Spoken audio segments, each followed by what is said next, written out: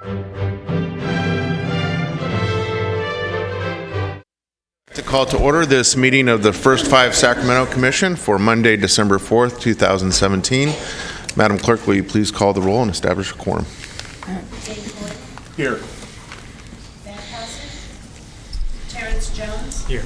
Olivia Caseri. Here. Paul Lane. Scott Oak. Donna Sneringer. Here.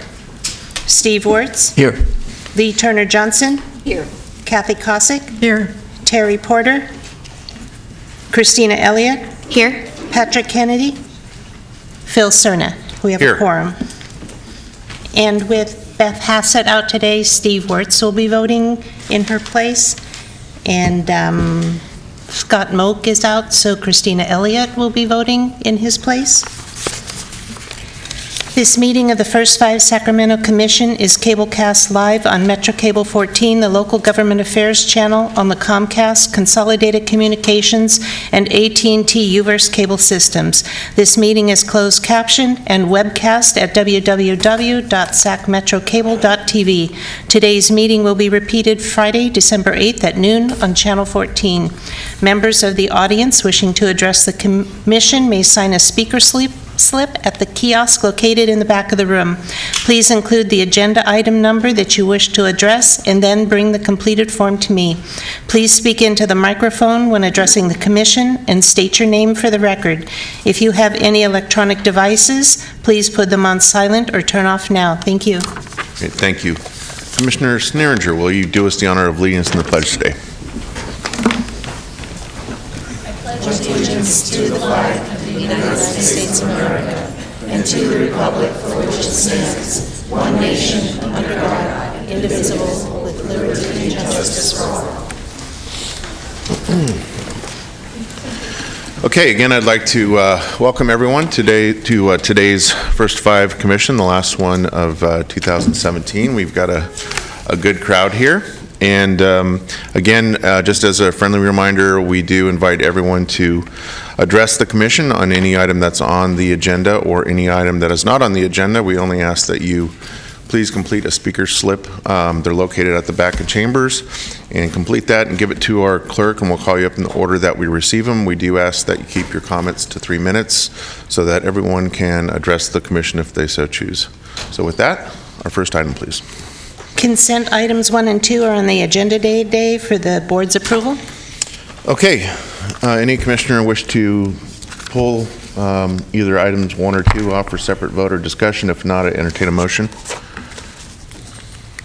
I move. Moved by Commissioner Wirtz, second by Commissioner Jones. All in favor? Aye. Opposed, Aye. abstain. Motion carries. Very good. Thank you. Public comments on non-agenda items. Okay, this is the public's opportunity to address the commission on any item that's not on our agenda. I'm not in receipt of any speaker slips, nor do I see anyone approaching the podium. Therefore, I will conclude that no one wants to address the commission on items not on the agenda. Next item, please. Executive Director's Report. Okay. Good afternoon, Commissioners. There's a lot of great stuff happening at the Commission, much of which is highlighted in the Executive Director's Report, so I'm just going to focus on 4 things today to share. First, I wanted to give you a little bit of background about something that the First Five Association, First Five California, and all 58 counties are working on. It's called the Network Strategy. I've included a little bit of background in your Executive Director's Report. We recently had a staff summit. This is our annual summit. 3 staff from First Five Sacramento attended, and it was a really different summit. We did focused only on one thing for the entire 3 days, and that was bringing everybody up to date on what our new network strategy is. So we did sort of a big reveal to the First Five staff, and then in 2018 we'll be sort of sharing it with all of our commissions. Because I'm on the board of directors of the association, I've been sort of working with them on this for the last 9 months, meeting with leadership at the association and First Five California. And it's really to help First Five message better about who we are and what we do and what our value is in California as a whole. So it sort of changes the way we talk about First Five. Instead of highlighting that we're 58 counties all doing unique, wonderful things for kids, it's sort of like, what can we say that we all together do, and that brings us more influence, and we really need that influence and our value to be seen as our funding is decreasing. And we've been left out of conversations at the state level around ballot initiatives, around legislative agendas. And so this is an effort across all 59 counties and the association to come to a common meeting ground on language, policy priorities, and just the way we talk about what First Five is. So I will prepare a full sort of PowerPoint presentation for you all after the new year, but wanted to give you some information as background, so more to come. First Five California has a new contract they just approved last month with Supply Bank, and they're going to provide baby hygiene kits through family resource centers and WIC sites in 8 pilot counties in the state, and I'm happy to say that Sacramento is one of those 8 pilot counties. So a handful of our FRC and WIC sites have been selected to start initially. The launch will happen in 2018, and what's really cool too is that they've branded the diapers and wipes with the talk, read, sing messaging from First Five California's media campaign. So neat. A couple updates on Sac Healthy Baby campaign. There's lots of activity happening recently. First, we have our Pride and Joy Baby Shower, our annual event this year, February 24th from 11 to 2 at the Pinnell Center. So we're going a much bigger venue this year. We can have even more community partners attend and space for more women and their families. We were really cramped at the last event. Also, our stress campaign, which you have all seen, which targets African American women with a message on how to reduce stress during pregnancy. It recently, we ran an award from the Public Relations Society of America. We're really proud of that campaign, and I think it's just a great additional tool in addition to all of our direct programming services that you're going to hear about today. It's also nice to be able to have that outreach avenue as well. My last update is a staffing update. So after about a year with no changes in our staffing, we now have a couple shifts coming up for 2018. Julie Byers, who is our longest standing staff member, will retire on January 5th. Some of her work will be redistributed to current staff, and then about 25% of her work will be shared with our newest employee, Christina Clinton. She'll be working for us 25% time, and for Dr. Kassirier in public health on the Every Smile Counts program, 75% of time. I thought maybe Christina is here. Do you want to stand up and just, so they can put a face and a name together? Yay. You know that all of the staff for the Every Smile Counts program are actually housed at First Five, so it's just a really wonderful partnership and connection, and we're so happy with the way that that's turned out. I would like to take the last couple of minutes of my ED report to acknowledge Julie Byers. And Julie, would you join me, there she is, at the podium to accept an award of appreciation, please.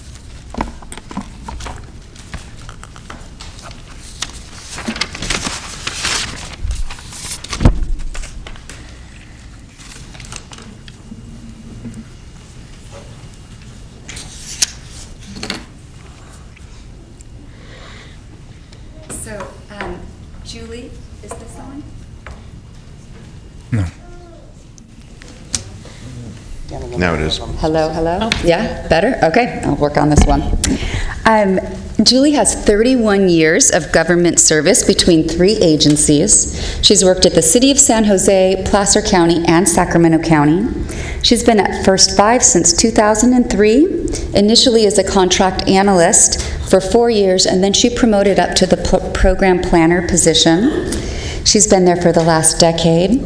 Her first work as a planner was to coordinate our community building initiative grants, and then she moved into oral health, where she staffs our MCDAC group, monitors the oral health contracts, and oversees capital projects, which include fluoridation and the expansion of our community dental clinics.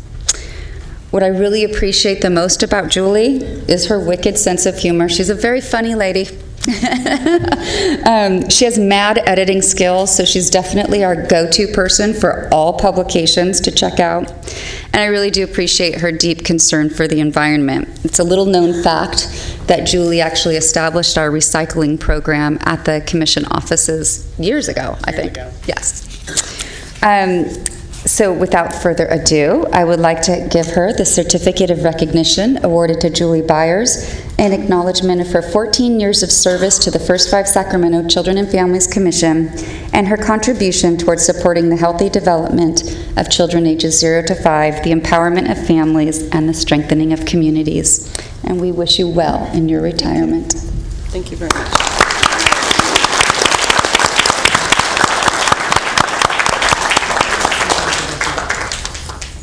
Do you want to say a few words?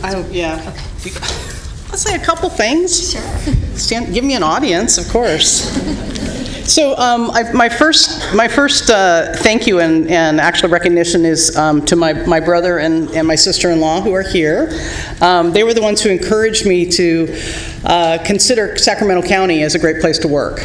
And so back in 1999, and which eventually led to coming to Sacramento County in 2000 initially, and then eventually over at DHA, and then eventually with First 5 Sacramento.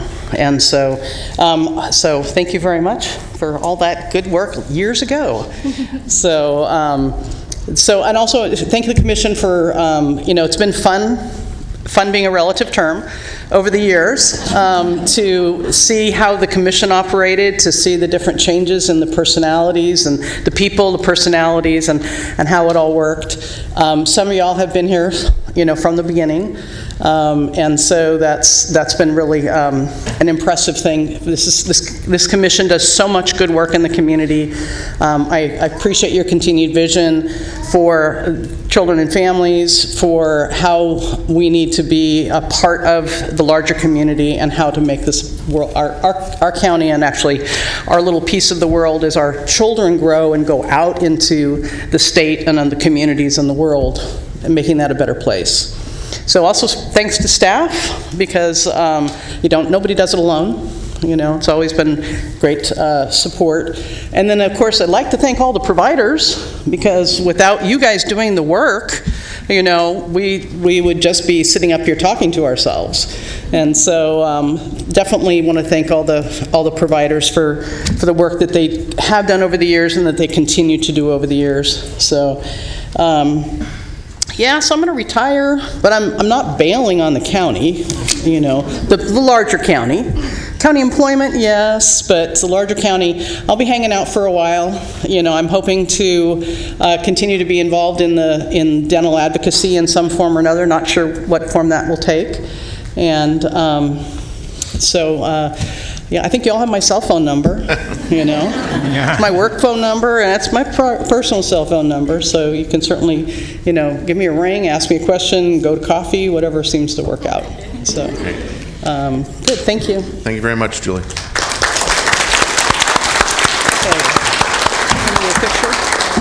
Commissioner Jones and Dr. Kasiri. First of all, I want to congratulate Julie on her retirement. It's a big deal, and it's well-deserved.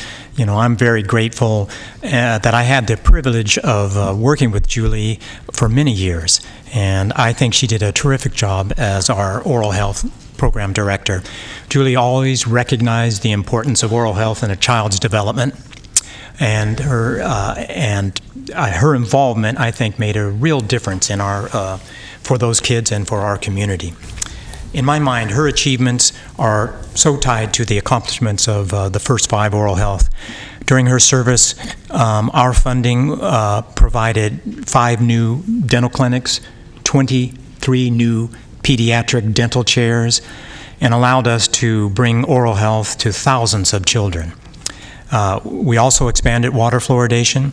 We focused our services on community-based settings and with mobile dental screenings at low-income preschools. We emphasized parent education and the importance of early dental care.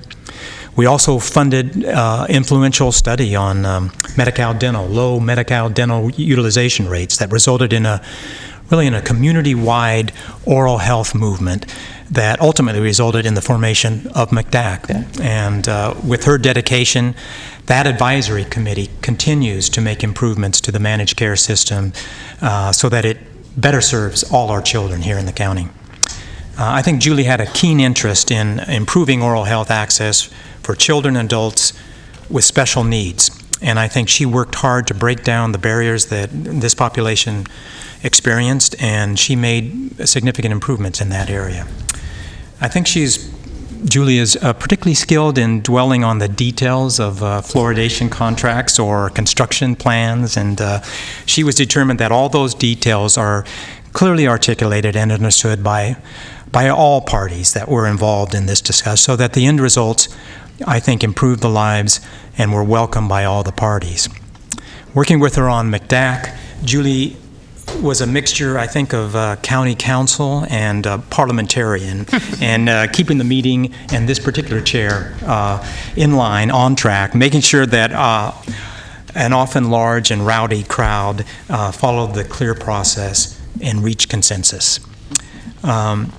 It was my pleasure, and it is my pleasure, to congratulate Julie on a wonderful career and offer her my best wishes on the next phase. Thank you for your service, and to our community, you will be missed. Thank you. Thank you, Dr. Jones. Dr. Siri? On behalf of Public Health, I also wanted to congratulate Julie on her retirement. It's been a great pleasure working with you, especially on MCDAC. The board letter process, difficult as it is, you were very patient in making sure that you put in all the details and did all the revisions that were needed, and actually also going over to the state to talk to the state about the different concerns that we had concerning oral health. And I just appreciate your commitment to public health and to oral health specifically, and to the children in Sacramento County. I wish you all the best, and I hope you get to enjoy your retirement. Thank you, Dr. Siri. Okay. Any other comments?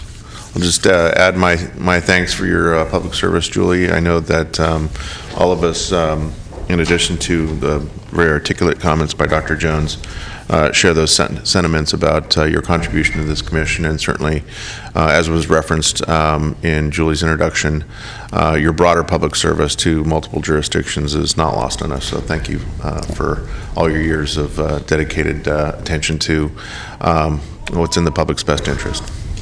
Thank you very much. It's been fun and interesting. Great. Enjoy your retirement. Thank you. Great. Thanks.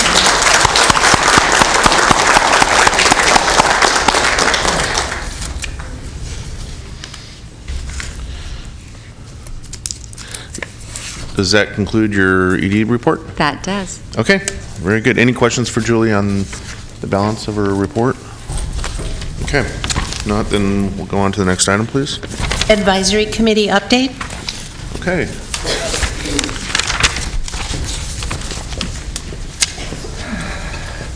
Good afternoon to all today. Tough act to follow, huh, following that. So anyway, I'm going to talk a little bit about our November advisory board meeting. Who are you? I thought you guys knew by now. Robert Silva. I am the chair of the advisory board. Thank you. Thank you. I wanted to talk a little bit. First, of course, we had our mindfulness moment that we have each month that sort of sets the tones of our meeting. I'm not sure, I don't remember exactly what it was this month. I think it was recalling a pleasant experience or something like that. So it worked, so that was a good thing. With Julie's report, we watched the first real moments first 5 Real Moments videos. Of course, they were really great. We felt like they hit their target populations. When Aaron was discussing it, one of our members had asked if there was statistics of who viewed these videos and how many. And so Aaron has graciously stated she would get us that information sometime in the near future. We were just sort of curious what populations they're going to. We talked about a little bit of the implementation of the Community Connections grants. Julie updated us that 21 requests have come out, and my understanding is 11 will be, obviously by the audience today, 11 are going to be selected, so that's very exciting.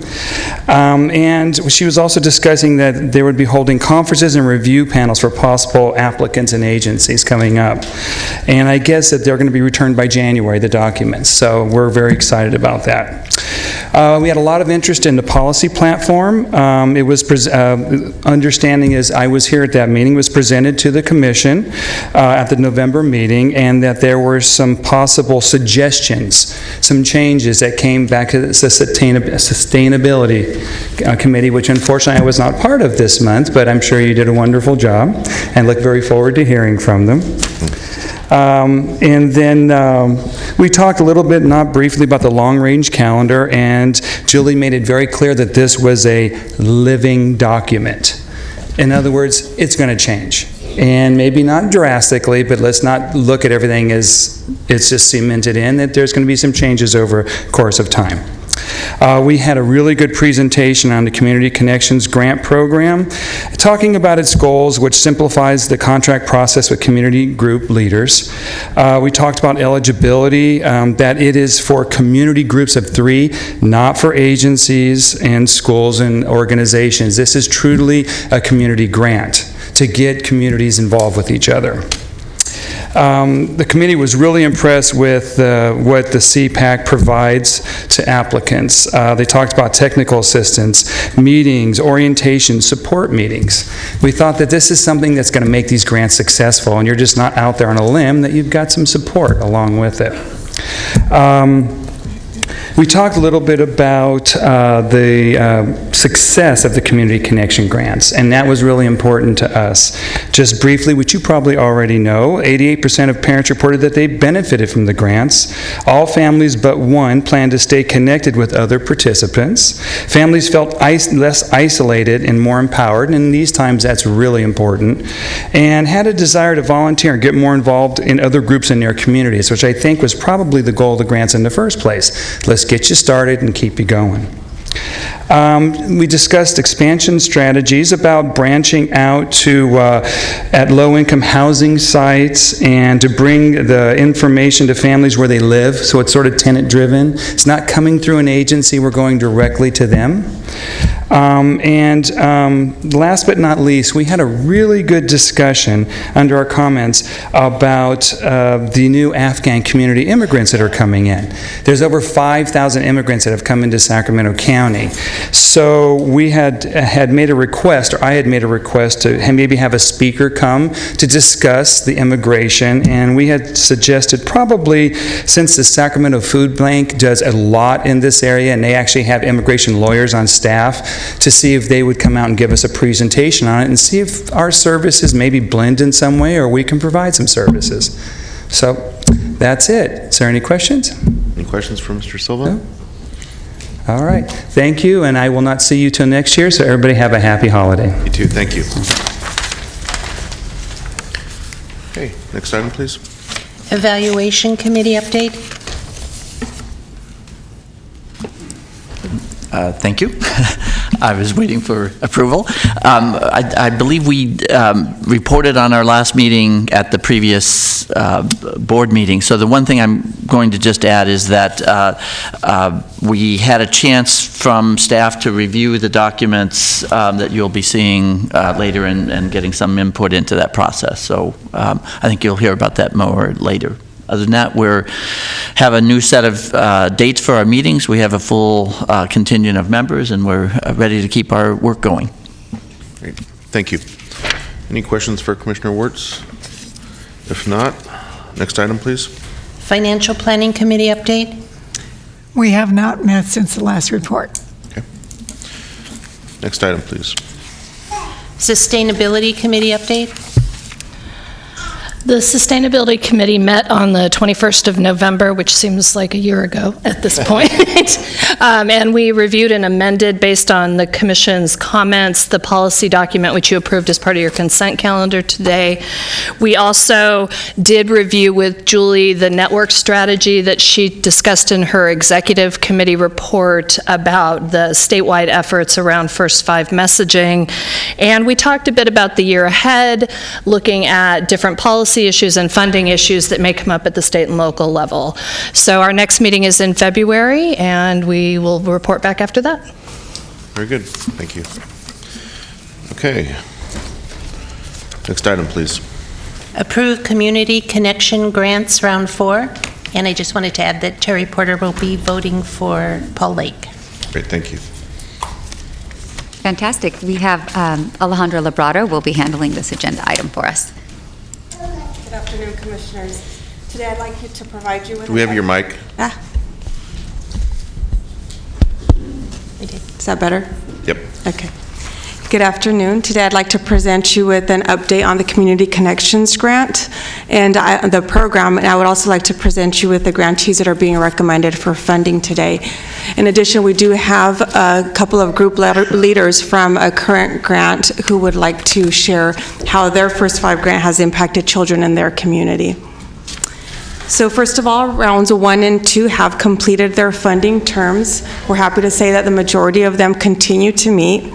There was an end-of-term participant survey, and ASR also did follow-up interviews about 3 to 6 months after the term of each project.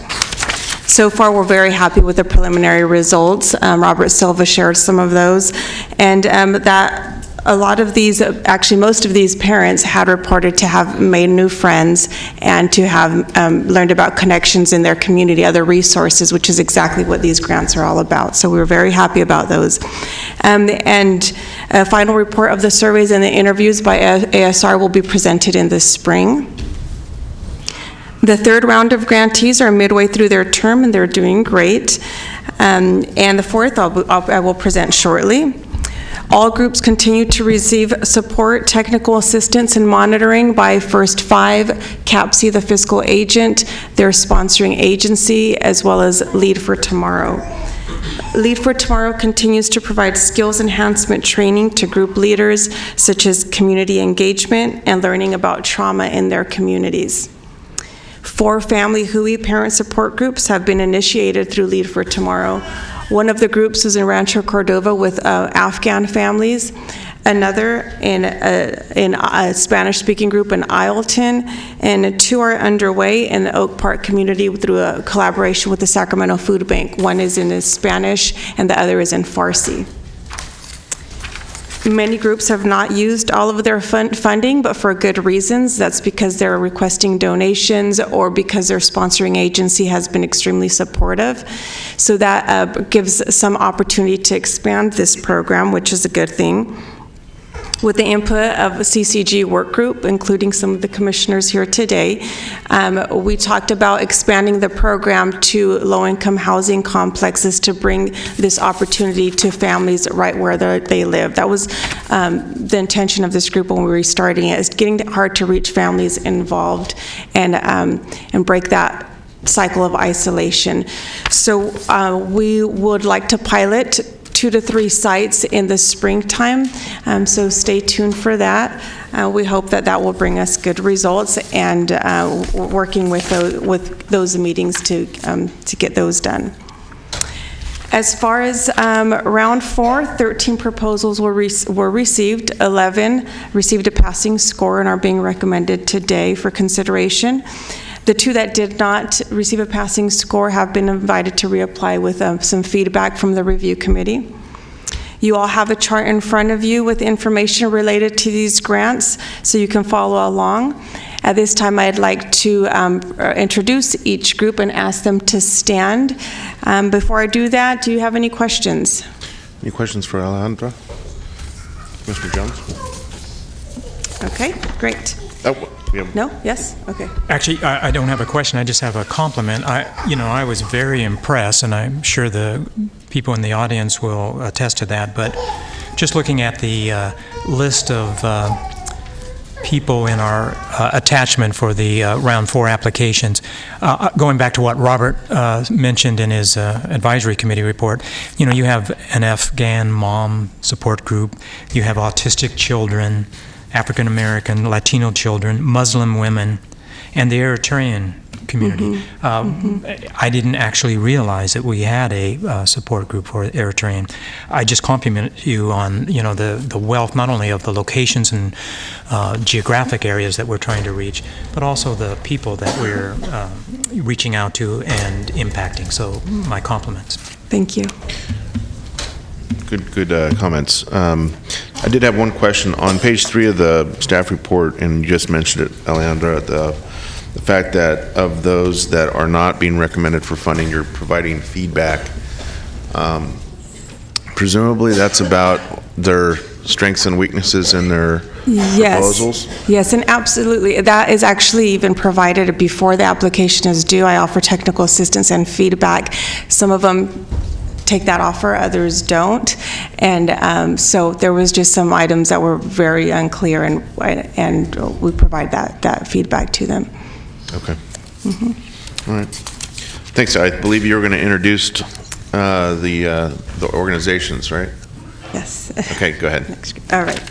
Okay, the first group I'd like to introduce is the Afghan Mom Support Group. The sponsoring agency is the Sacramento Food Bank. These activities will include story time with the focus on family literacy, arts and crafts, guest presenters that will give the moms resources to help them acclimate to living in Sacramento. Very good. The next group is the Autism Music Playgroup. The sponsoring agency is the North Natomas Library.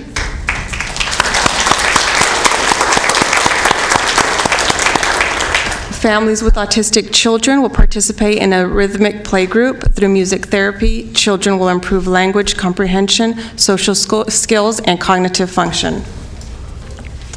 The next group is the Black Mothers Club for Healthy Babies. The sponsoring agency is the Sacramento Breastfeeding Coalition.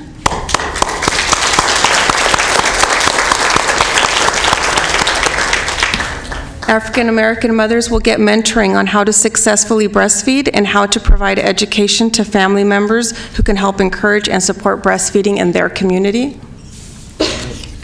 The next group is the Del Paso Heights Playdates for Kids. The sponsoring agency is the Pacific Housing Incorporated and Mutual Assistance Network.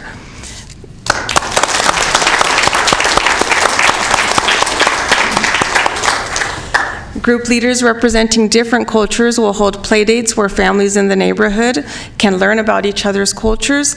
All activities will include music, play, story time, cooking, and gardening. The next group is the Read, Play, Sing, or Leer, Jugar y Cantar. The sponsoring agency is Benito Juarez Neighborhood Association. I'm not sure if they made it today. No? We're going to give them a hand. Okay, we'll give them a hand anyway. This group encourages bilingual, bicultural literacy with Latino children to prepare them for school. They will use nursery songs, books, dance, music, and board games, all led by parents. The next group I had incorrectly labeled as the Muslims United Sister Circle. The correct group name is Muslimas United Sister Circle, so I apologize for that. This group is of Muslim women from various ethnic backgrounds. They will bond with their children through education, communication, literacy, story time, and craft projects. They will also have the opportunity to learn about different topics that will foster their social and emotional well-being as parents.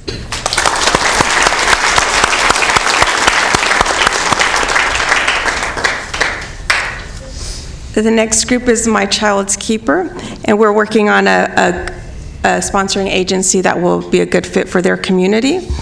This group would like to reduce isolation and create a space where the Eritrean community can come together as they raise their young children in this country. They will do various school readiness activities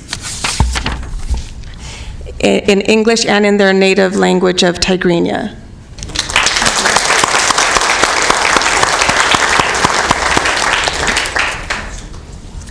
The next group is Project Twinkle. We are also working with them to get a sponsoring agency. This is in the South Sacramento, Fort Ridge, Stockton area. Here we go.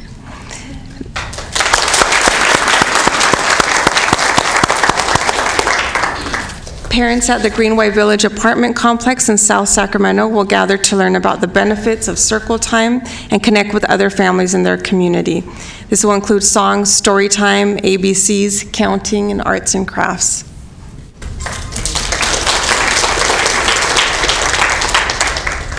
The next group is Our Babies Are Us. The sponsoring agency is once again the Mutual Assistance Network.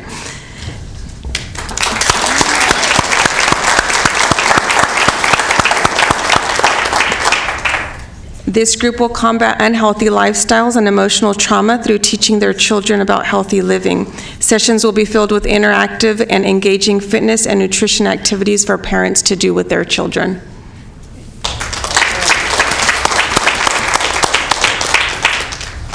The next group is the Sacramento Pouch Project. The sponsoring agency is the Valley High Family Resource Center.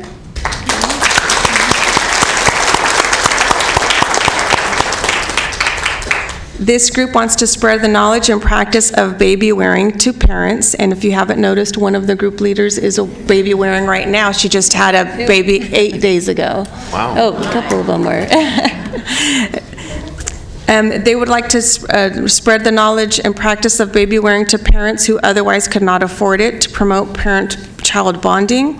Each meeting will include a baby wearing activity designed to bond, such as eye contact, breastfeeding, dancing, or reading to their child.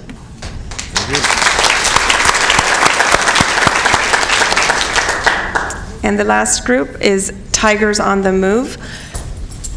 The sponsoring agency is the First 5 FRC in Walnut Grove.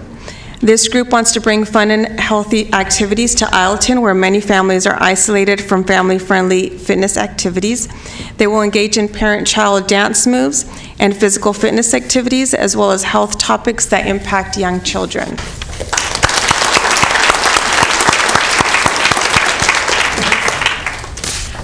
Before you approve, which I hope you would approve the funding for these groups, I would like to invite group leaders from our current grantees. It's Arya Walker and Valerie Lujan. They are the group leaders of the group BAO, which stands for Baby Art Your Heart Out. Hi.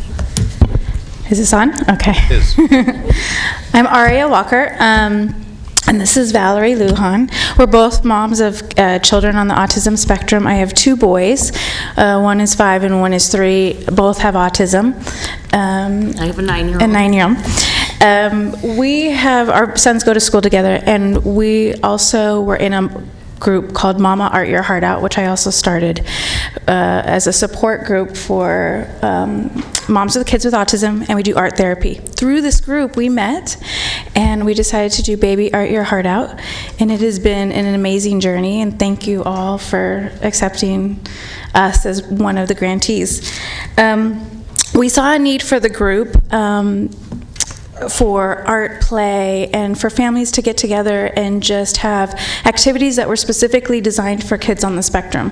There's various things like lighting and sound that bother our kiddos, and so we wanted to design a really creative and safe environment for the kids and the families. We have partnered with amazing people. The Sylvan Oaks Library, A Community for Peace was our sponsor. Gave us a beautiful space. New Songs, which is a new sponsor that we have in Elk Grove. And we also partnered with Sacramento Children's Museum, their program called Explorability, which was a huge hit. We had like 30 families attend this one event and would come up to us and thank us for what we were doing.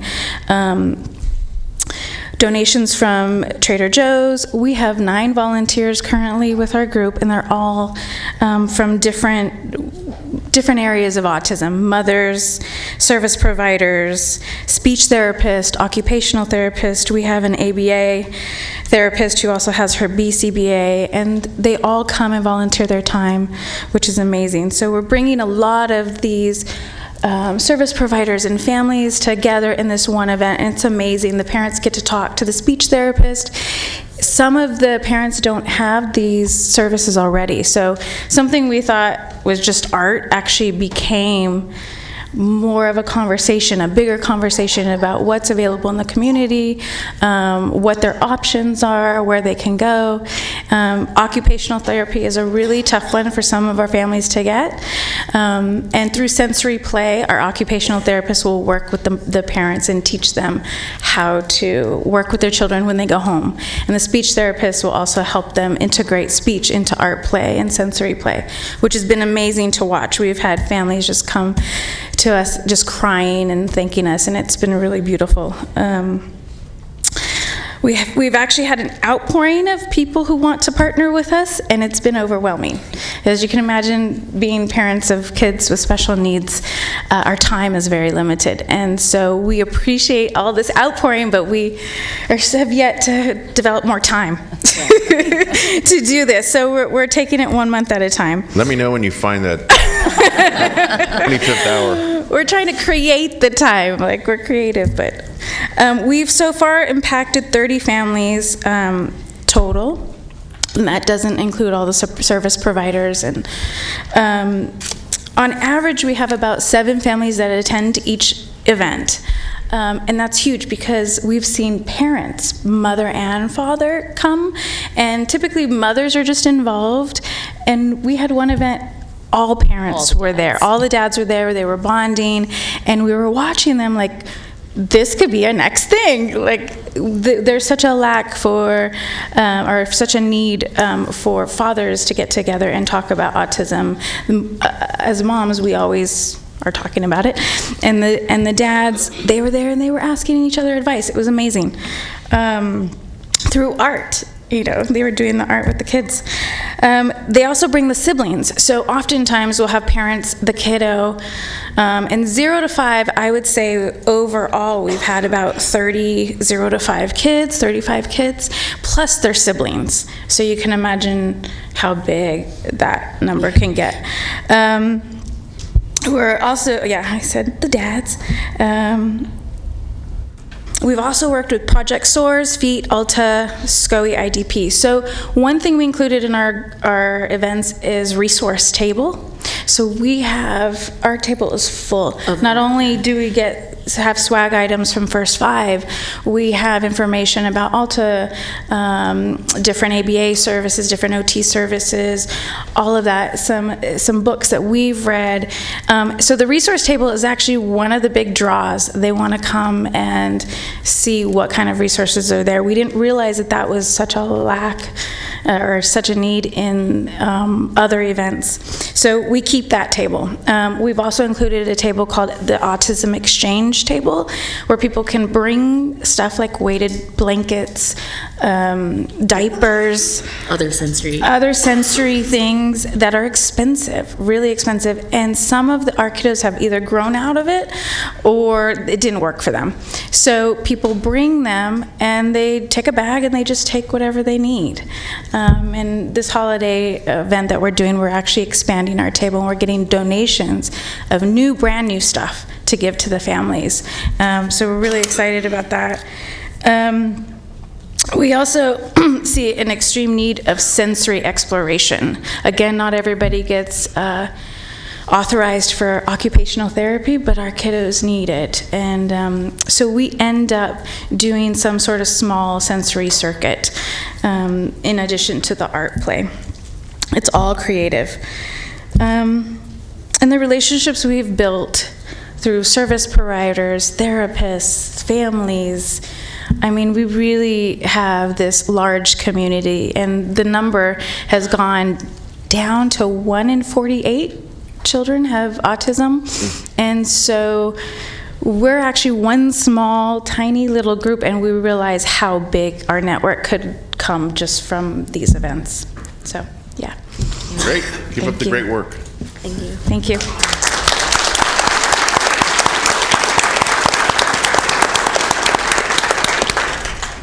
Is there any questions? Commissioner Elliott?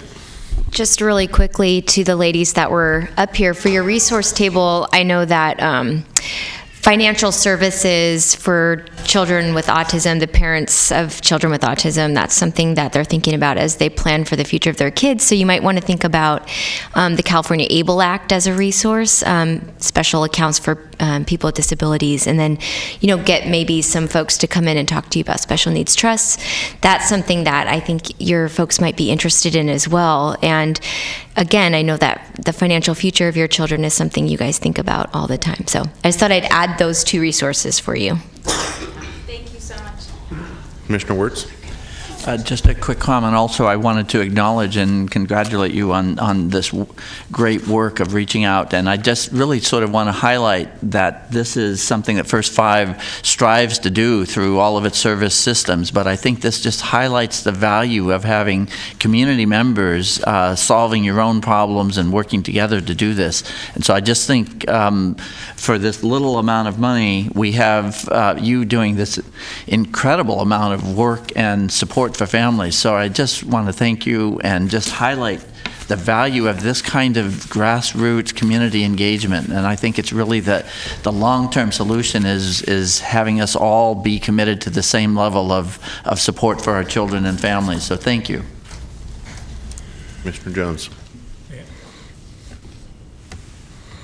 I just want to echo what Steve is saying and congratulate that presentation that we were just given. I think really reassures the commissioners, and I think the community should at least, that these projects are parent-driven, they're focused, and I think that we see in this just brief presentation, which I think was very articulate, that it was able to generate larger areas of social capital.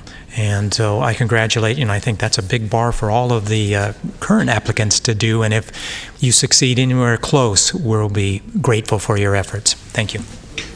Commissioner Gordon. Thank you. I too want to commend you, and I also want to make the offer to sit down with you and let you know how we can help you rather than people asking you to help them.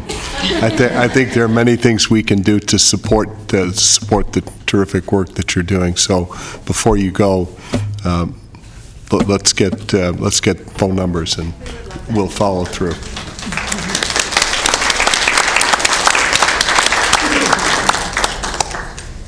Okay.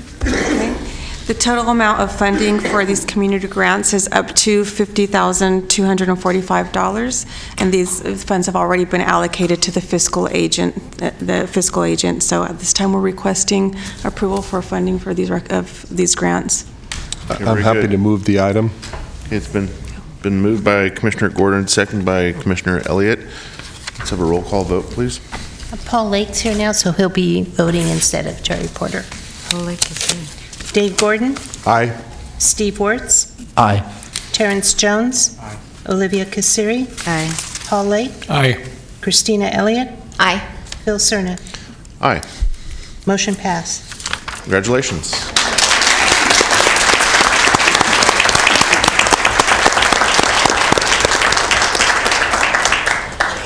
Okay, next item, please. Public hearing, review and adopt the First Five Sacramento audit for fiscal year 2016-17. Okay, let's take a moment and let the room clear.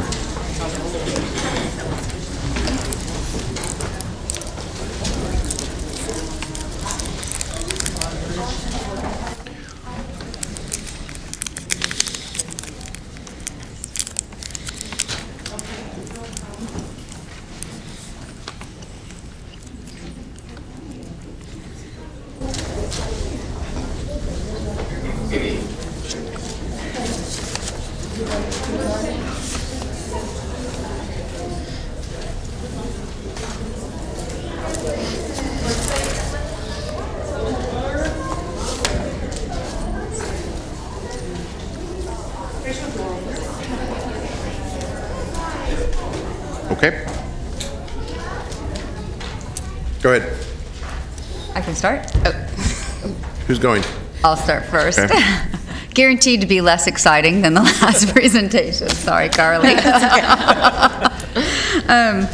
Before you today, we are holding a public hearing for the review and adoption of our fiscal year 16-17 fiscal audit. And we have invited Carly Ransom from VTD to give a brief overview of the highlights of that audit and then ask for your approval.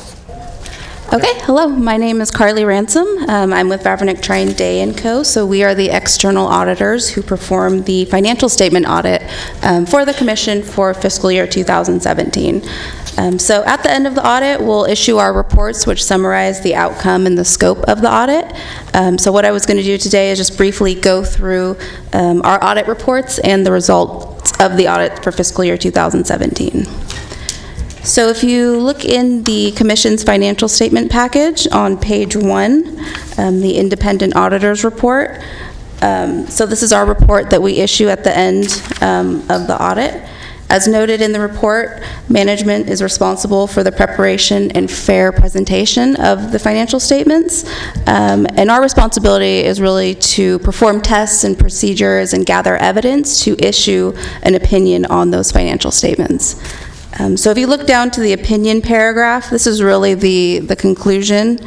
So it says that, in our opinion, the financial statements referred to above present fairly in all material respects the financial position. So basically that means that we've issued a clean audit report on the Commission's financial statements, and there was no findings noted for fiscal year 2017.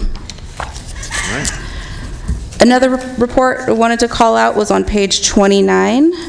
So this is our report on internal controls over financial reporting. So as part of our audit, we do assess internal controls at the Commission. We don't give an opinion on internal controls. However, if there was any deficiencies noted, they would be included in this report. So as you read through the report, you'll see that there was no deficiencies noted. So we didn't have any issues with the internal controls at the Commission. So the audit went very smoothly. As you can see, there was no findings. I can answer any questions specific to the audits, but we'd like to thank the Commission for all their help and effort in getting all the documentation that we needed to perform the audits. Great, thank you. Any questions? Commissioner Elliott? I just was curious, is this the first time this firm has done our audit? It's been the firm we've used for several years? Yes, okay. Correct. Okay, thank you. Other questions? Commissioner Wirtz? Just a quick question. I assume the Finance Committee has been reviewing this over time? Yes, we were presented this in our last meeting. Okay, any other questions? All right, don't have any speaker slips on this item. Therefore, to entertain a motion by voting members.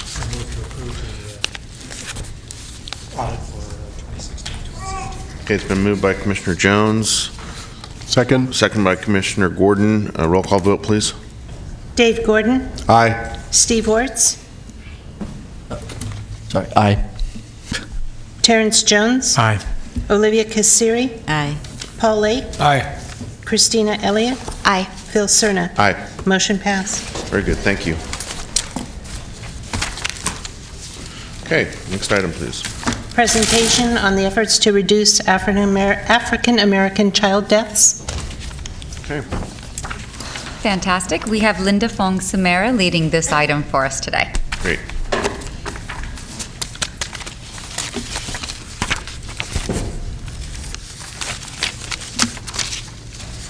Good afternoon, Commissioners. We are excited to bring you a very informative presentation today regarding an annual update on our efforts to reduce African American child deaths. I'm just starting off with a very brief introduction and overview, and you're going to hear more from our partners today, and they're going to give you more in-depth information.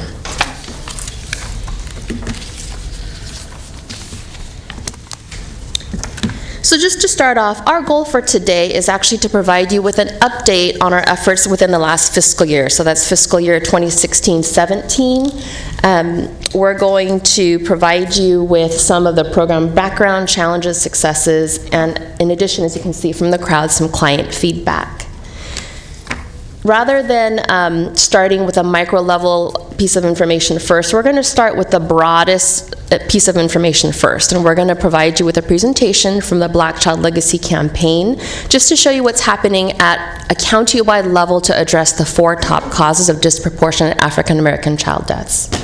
From there, we're going to drill down and focus specifically on the areas that First Life Sacramento funds, and although we fund 3 of the top 4 causes of death, perinatal condition deaths, infant sleep-related deaths, and child abuse and neglect, we're going to focus just on perinatal and infant safe sleep efforts funded by the Commission.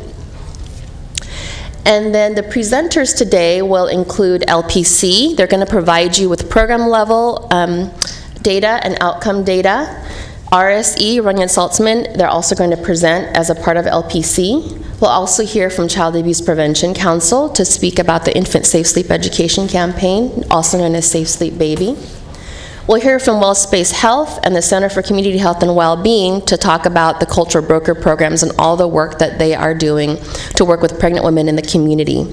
And the reason why we structured it this way is to kind of give you that macro level picture and then to drill down with some of the data that we have from 2016-17, and then to follow that with program presentations to give you more information and context to those numbers. So that's what we have in store for you today. Before we begin, just to give you a reminder that we are a part of a larger countywide effort and to help you understand how we fit into that countywide effort. So you'll hear BCLC a lot, Black Child Legacy Campaign. It also used to be known as the Steering Committee on the Reduction of African American Child Deaths. In this countywide effort, we're a piece of the movement. We have been pulled together in response to the Blue Ribbon Commission report and all the data in that report. So this is the next phase to all of that work. And we are part of that movement to reduce African American child deaths by 10 to 20% by 2020. And it definitely requires a county-wide effort. As you'll see and as you'll hear, there are county partners involved in this effort, from DHHS, DHA, CPS, probation, and First 5, all the way to faith-based community leaders and community partners as well. It definitely requires that whole entire village to make a bend in the curve. Individually and collaboratively, all of these partners in this effort, we definitely work together and we support and inform each other. We're sharing information about our programs, we're providing feedback on all the services, and definitely working to get families the help and support that they need in our community.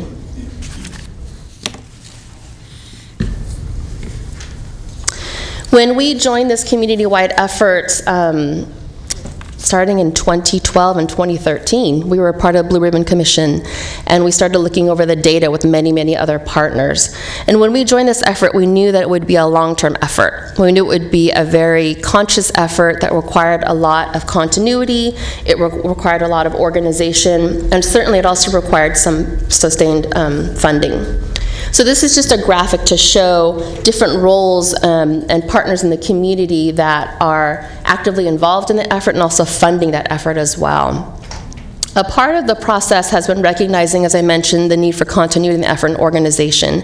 And that is the very reason why the Commission, as well as the county, has put funding forward to provide for staff support, to keep that ball rolling and to keep the momentum moving forward. So we are funding the Sierra Health Foundation as the backbone organization and funding that staff support to do all of that important organizing and coordinating. So again, this is just a really brief graphic to show some of the different partners and the funding that's being contributed.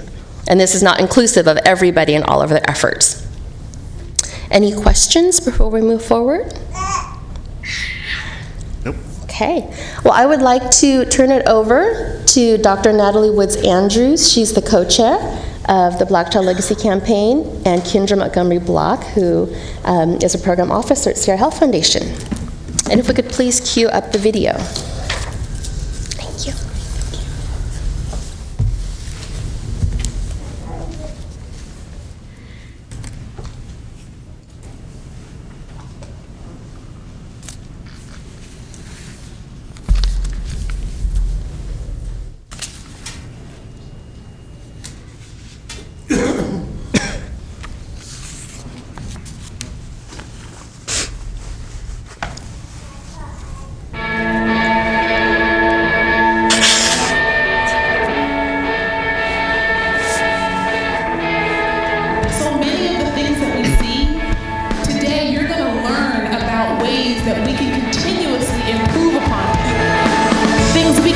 so that we're not only investing, but also being able to really measure our success and measure it appropriately, so that we understand the investments we're making, and we also understand that we may reap those investments, not just in this next generation, but in the generation after that. That's the important thing.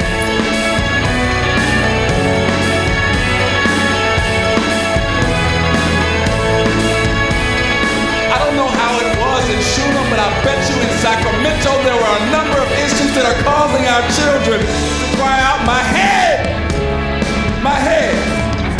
If you're gonna raise up dead children and dead babies who are suffering with generations of trauma and violence, you're gonna have to stretch yourself beyond what you're used to. You gotta stretch.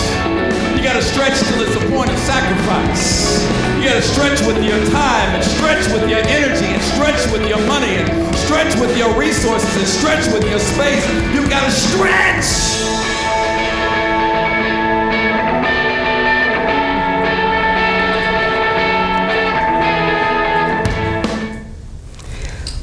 Well, thank you so much, Commissioner Cerna, Chair, and the commissioners as well. We thank you so much for stretching, as you've heard our speaker say, stretching on behalf of Sacramento County's children and families, because it is all about making that sacrifice in terms of doing what's right for our young children and our families. So we thank you for your commitment. We thank you for your support in funding the Steering Committee on Reduction of African American Child Deaths, which has launched the Black Child Legacy Campaign. We also just want to say a heartfelt thank you to Julie Galelo and Linda Fong for just your ongoing advocacy and your support, your participation in the Steering Committee activities. Thank you again.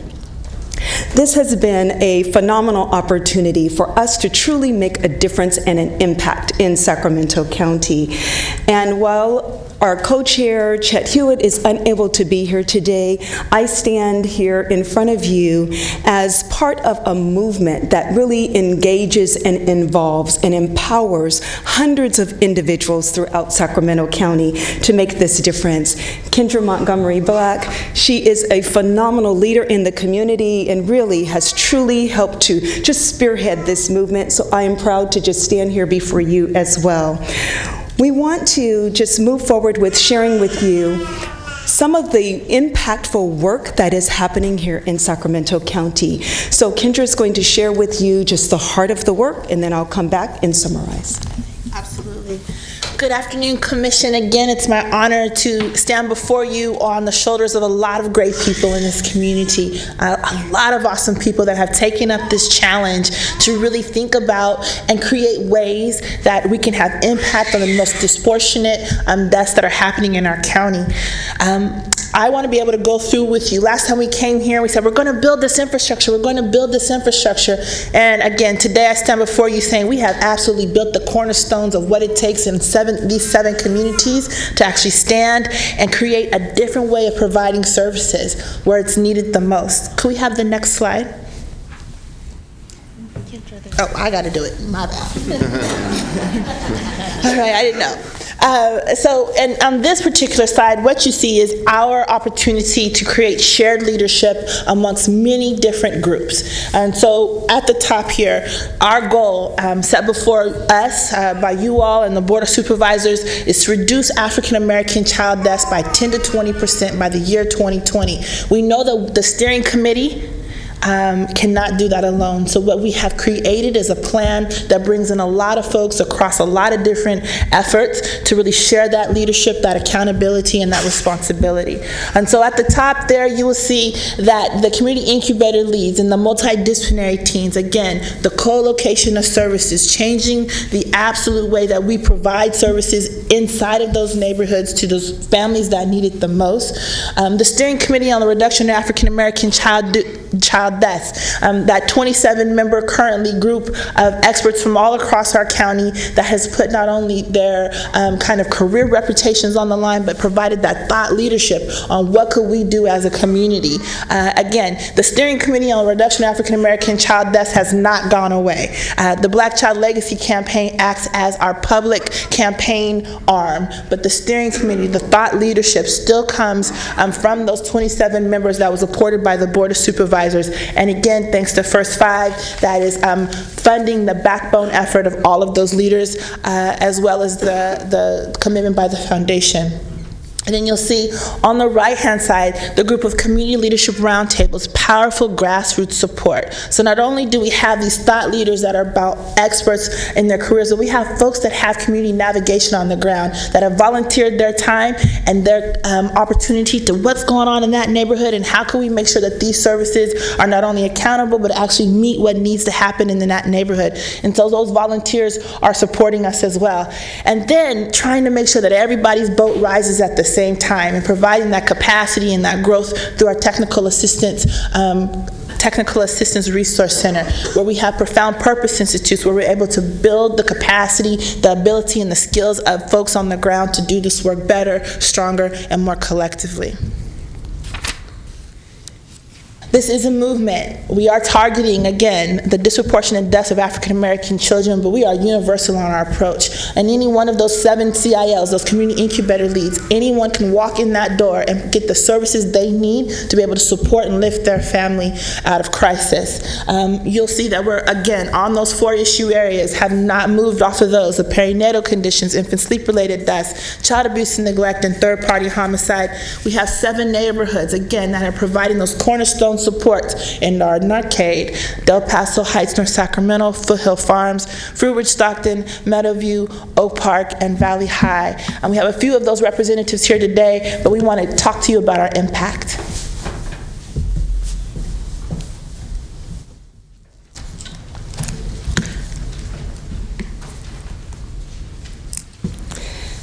So this campaign is truly working on building that capacity within our communities. And so we have intentionally co-located services, and as you've heard Kendra mention, we're bringing together community incubator leads to truly bring the services into the community. We have heard from many of those who are accessing those services how grateful they are that we have placed these resources in the heart of the community, because it really does mitigate some of the barriers and those who are trying to access those services. So we kind of provide that warm handoff and really help walk individuals through to access those services. We are able to bring together CPS, probation, social services, and we are able to really help them connect to the education arena as well to really access the services that they need right there in the community.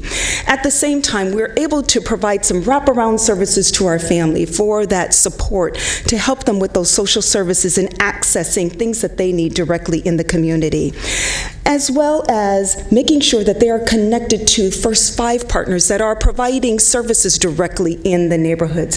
This work does not happen in isolation, nor does it work in silos. It truly is a partnership within those who are providing services within a hub, within a network in that community. We're creating that network that did not exist before, and so that is a huge part of this movement. The other piece was really building that infrastructure for capacity building. We have a number of individuals who are providing services individually, but this is about how do we continue to sustain this work? How do we continue to just connect on a deeper level so that we're building that awareness in the community, but then also utilizing and leveraging the resources that are available to build that infrastructure. And then finally, this is about building that social justice. It's also about youth development. It is so important that we connect our youth into the work that is happening to really help provide and empower that voice, that collective voice of our youth. So providing those opportunities to really engage. We know that we've had a couple of incidents where there's individuals from the community who are coming directly to those community incubator leads, because it's no secret, the word is out, that if you need to connect and get some assistance and support, you can go to a one-stop shop place to really get that assistance. So we've had individuals who were experiencing homelessness, but at the same time, a brand new baby. Couldn't bring the baby home. You need a place where you can bring your baby. And so just working very closely with our community incubator leads out in the Arden Arcade area specifically, and then also out in the Meadowview area. We've had a couple of different incidents of really helping those brand new moms connect and find a place, find a home, find a place to stay so that they can bring their baby home safely and care for their baby so that we do not have a crisis within their household. In addition, we've been able to make sure that we are really surrounding our families and surrounding our community to support by really building and raising this visibility, using our influence, our support to really invest in the community. This is a community investment. It's targeted, but it's also universal. What's good for these 7 particular targeted neighborhoods is good for all of Sacramento County. These are just promising practices that can manifest into something wonderful for Sacramento County. So we are investing directly into the community with trusted individuals who can connect directly with families. There are situations where you or I would not be able to connect with specific individuals, but we do have some cultural brokers, we do have some trusted individuals and agencies that can make that direct connection to support them. Also, bringing our communities together in solidarity. Again, there's a clear vision in terms of where we want to head and how we want to support families. This brings all of our community partners, our first 5 partners, together, as you'll hear later in this presentation. This is also about education, building that awareness of the 4 leading causes of deaths that are preventable. I can't tell you how many people we run into who keep saying, well, we weren't aware. Well, you know what? Now we're arming you with information, so spread the word. We just conducted a presentation a few weeks ago, and we had the youth stand up here to talk about how they are using their voices because they have learned so much about how they can help prevent deaths in Sacramento County. They're sharing with their siblings, they're sharing with their parents and their family members and even just their friends who are young parents. That's powerful when you have the young people who are spreading this word and sharing these messages on behalf of the community. And then also just building that infrastructure. We have spent this last year really building in that infrastructure of support to reduce the African American child deaths in Sacramento County. And I'm proud to say that, you know, this has been going on for over 20 years. This is the first time we have this type of innovative infrastructure that is truly making an impact in our community. We do have community incubator leads that are the hubs of each of the 7 targeted neighborhoods. And so if you are here representing a CIL, will you please just stand?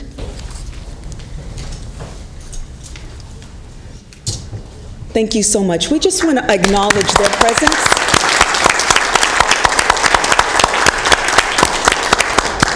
They are the boots on the ground. They are the ones that's doing the heavy lifting and building those relationships here in our community. So I just thank you for all of your hard work and really making this happen for Sacramento County. And then I would be remiss if I did not acknowledge my counterparts, steering committee members who represent multiple agencies here in Sacramento County. They have devoted tireless, effortless hours to really just come together to talk about and to really plan strategic implementation strategies and approaches on behalf of Sacramento County. So again, to my colleagues on the steering committee, I thank them for all of their hard work. We do have a couple of individuals. You want to share something else? We do have just a couple of the CIL groups that wanted to come and give you all a few stories of their day-to-day. So we have Ray Green and Dominique from the Roberts County Development Center, which is our North Sacramento Del Paso Heights team. And then we also have Miss Jackie Rose and Yolanda Stevens who will come up and talk about the Meadowview work. Thank you.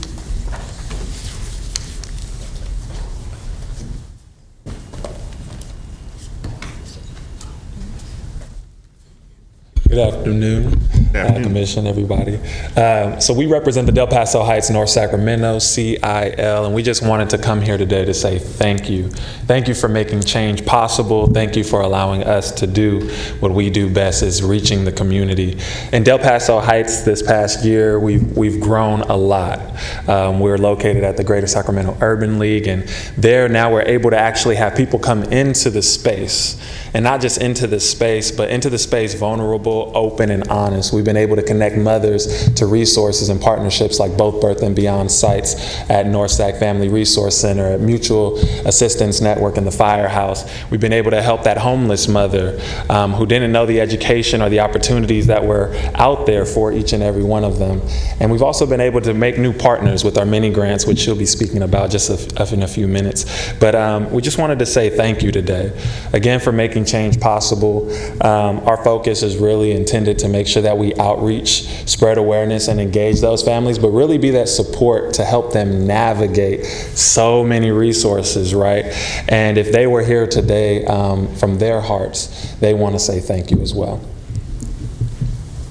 Hello, my name is Dominique Herndon. I'm the Program Associate at the Del Paso Heights and North Sacramento CIL. I just want to talk about our new partnership, one of those being with CCHW. They're going to come into our community and provide childbirth education classes to the moms in our community, grab them up, engage them, and educate them, because we're lacking that a lot in our community, and it's going to be free of charge. So we're very happy and proud of that partnership. And then we're going to also implement another program at our local preschool, where we're going to have the children and their moms come together and give the moms a chance to cultivate their relationships with their children, build, and just see their children flourish in that space. So we want to say thank you again. I want to wrap and say thank you again for investing and seeing the potential in this, not program, but a movement that is making change and saving lives. So thank you so much. Thank you.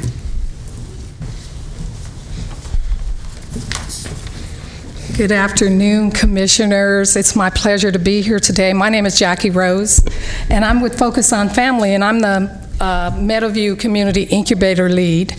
And I'm excited about this campaign, absolutely excited. I can't say how excited.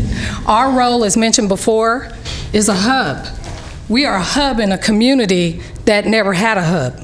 And so, being that hub now, we are the go-to agency that folks actually go to receive those services in those 4 focus areas that we're working so diligently to reduce. In reducing those areas, we are really looking at innovative, creative, outside of the box ways on trying to reduce these areas.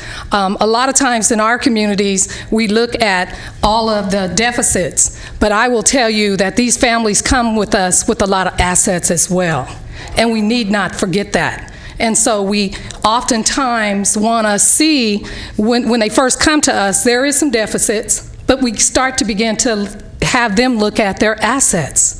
And they have more of those than they have deficits. So I want to kind of make sure that we say that, and then I want to have Yolanda talk about a few of the things that we do in partnership with a lot of the agencies that we actually have done boots on the grounds, contacting everybody in that community to get involved with this campaign. Because as said before, it truly is a movement. Thank you. My name is Yolanda Stevenson, work with Focus on Family, and just want to thank you all again for allowing us to come and talk to you today. Some of our agencies that we work with, our offices are located in the same building as the Birth and Beyond Family Meadowview Resource Center, and there we refer our families to their classes and all of their services. Birth and Beyond provides us with outreach information and on perinatal and infant safe sleep resources and workshops that they do within different organizations or different places in our offices. Birth and Beyond, they do not provide services to family with open CPS cases.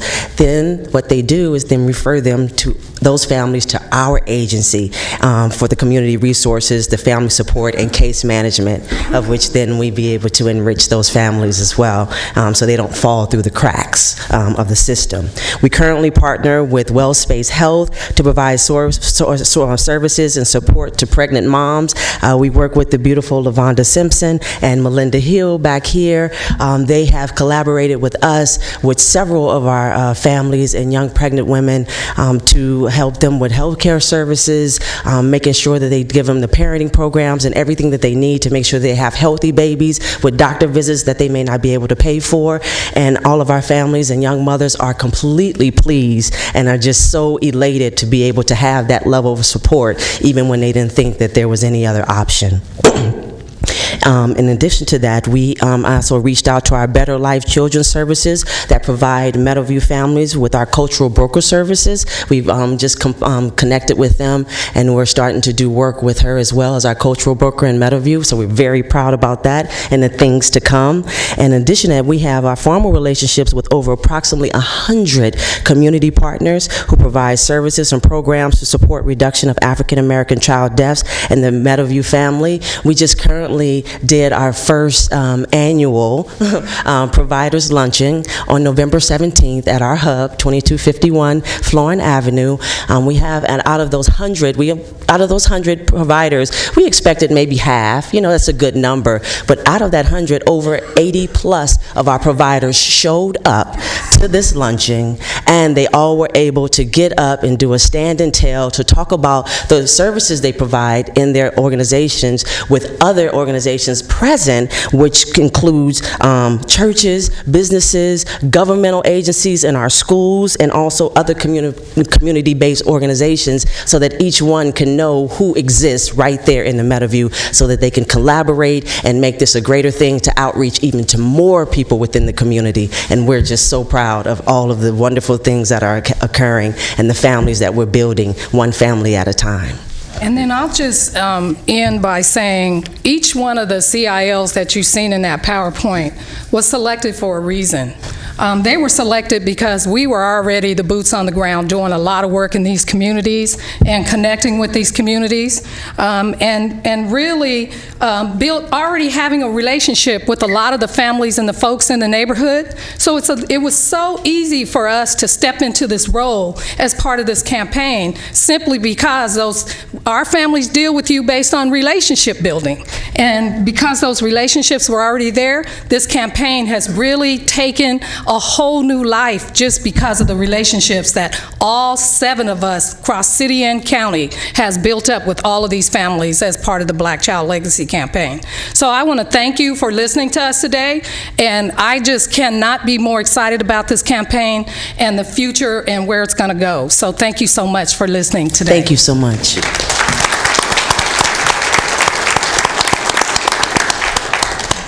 Okay, does that conclude? Oh, I see Kendra coming back. Okay, all right. Okay. Commissioner Elliott.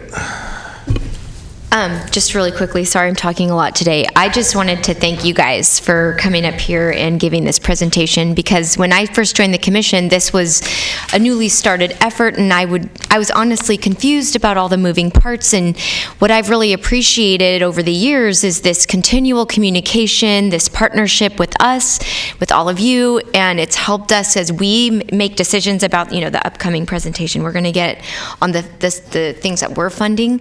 So I kept hearing thank you, and I just want to thank you, because it's extremely helpful, and as we go into this next part of our meeting, it's really good for us to be in communication with all of the moving parts. So thank you. Okay, Commissioner Lake. Thank you, Mr. Chair. First of all, I want to make a motion that we have a baby in the back at every one of our meetings, because I appreciate the commentary from this young person reminding us what it is we're here to do. It's actually much more civil than some of the much more civil than we hear in these chambers. Yes. So you can have as much time as you want. I also want to just make note that recently the Board of Supervisors had a presentation from our Child Death Review Committee, and some of the data that they presented shows that we made some slight improvements in the number of black children who are dying in our community, but it also made it very clear that we have a long way to go to address the disproportionality, and it's still very concerning. And I want to thank thank you all for the work that you're doing on the steering committee and in the campaign, and the Sierra Health Foundation and others who are participating in that, and all the community folks who presented here. You're an important part of what we do as a county as well in our child protection services system. You're helping keep families together that we might not otherwise be able to help in that way, and protecting children. You're helping our public health efforts in making sure moms are healthy and that their babies are born healthy, and also the work that you are doing with our probation department on addressing the significant and disturbing a problem of third-party homicides. So I commend the work you're doing. I'm equally excited at the community's involvement in this. It's something that I've seen not as often as I'd like in my 30-year career with the county. So it's exciting, and I commend you for the work, and keep on going. All right. Commissioner Gordon. Thank you. I also want to say a special thank you to the leaders involved, Dr. Natalie Woods, Andrews, Kendra, Montgomery Block, Chet Hewitt, who is not here,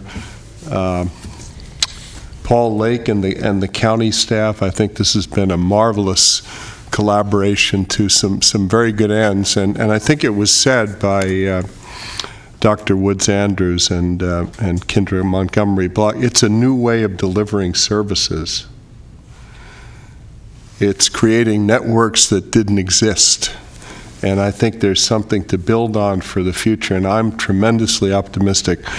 But finally, I want to say a special thank you to our chair, Supervisor Cerna, because I remember very vividly the meeting we had to review the child death report, and Supervisor Cerna said to all of us, this is not okay.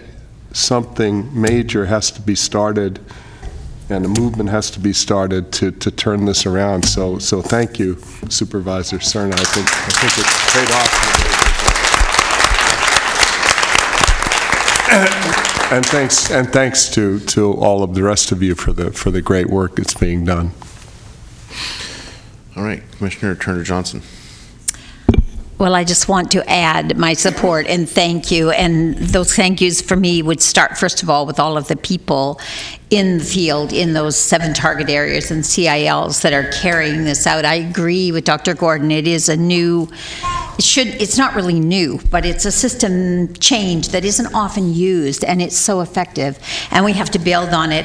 And I just want to make the comment that I did notice I kept getting a bit confused too, and one of my graduate students is writing a thesis about the role fathers played in this, which is yet to be finished, so when it is, it'll be a wonderful piece to share.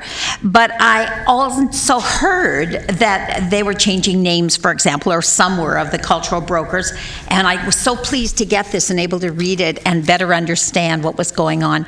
And there was a point that came up in it around one of the agents saying that it was difficult to find, and my suspicion is that it might have to do with how much they can pay, and I just want to be sure that we are aware and doing our very best to support any way we can that basis, so that the people that are out there doing this hard work and making the trust are funded so that they can really get the kind of quality that you're building. I just want to lastly say that my late husband, who is a part of this Blue Ribbon Commission with our chair, Supervisor Cerna, and of course supported it and was on the steering committee up to the time of his death. I remember going around all these areas trying to build trust in each of them, driving him, of course, and going out there and just really observing the beginnings of that trust being made and figuring out how, if that trust could be started, what the best way of delivering service and getting those trusts with each family made. And I just hold that very dear in my heart, and also want to thank Chair Cerna very much. Thank you. Okay, so I get the last word on this. You do. Yeah, I as Mr. Lake mentioned, the Board of Supervisors recently received a similar presentation.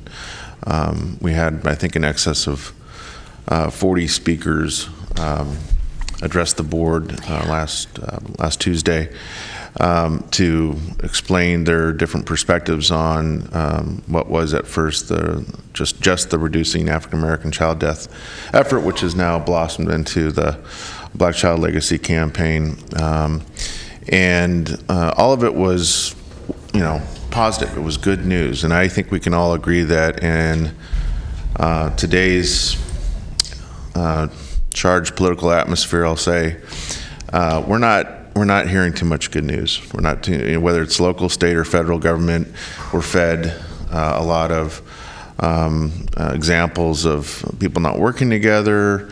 different agencies not working together. I guess it's a function, quite frankly, of what sells newspapers or what sells commercials on TV.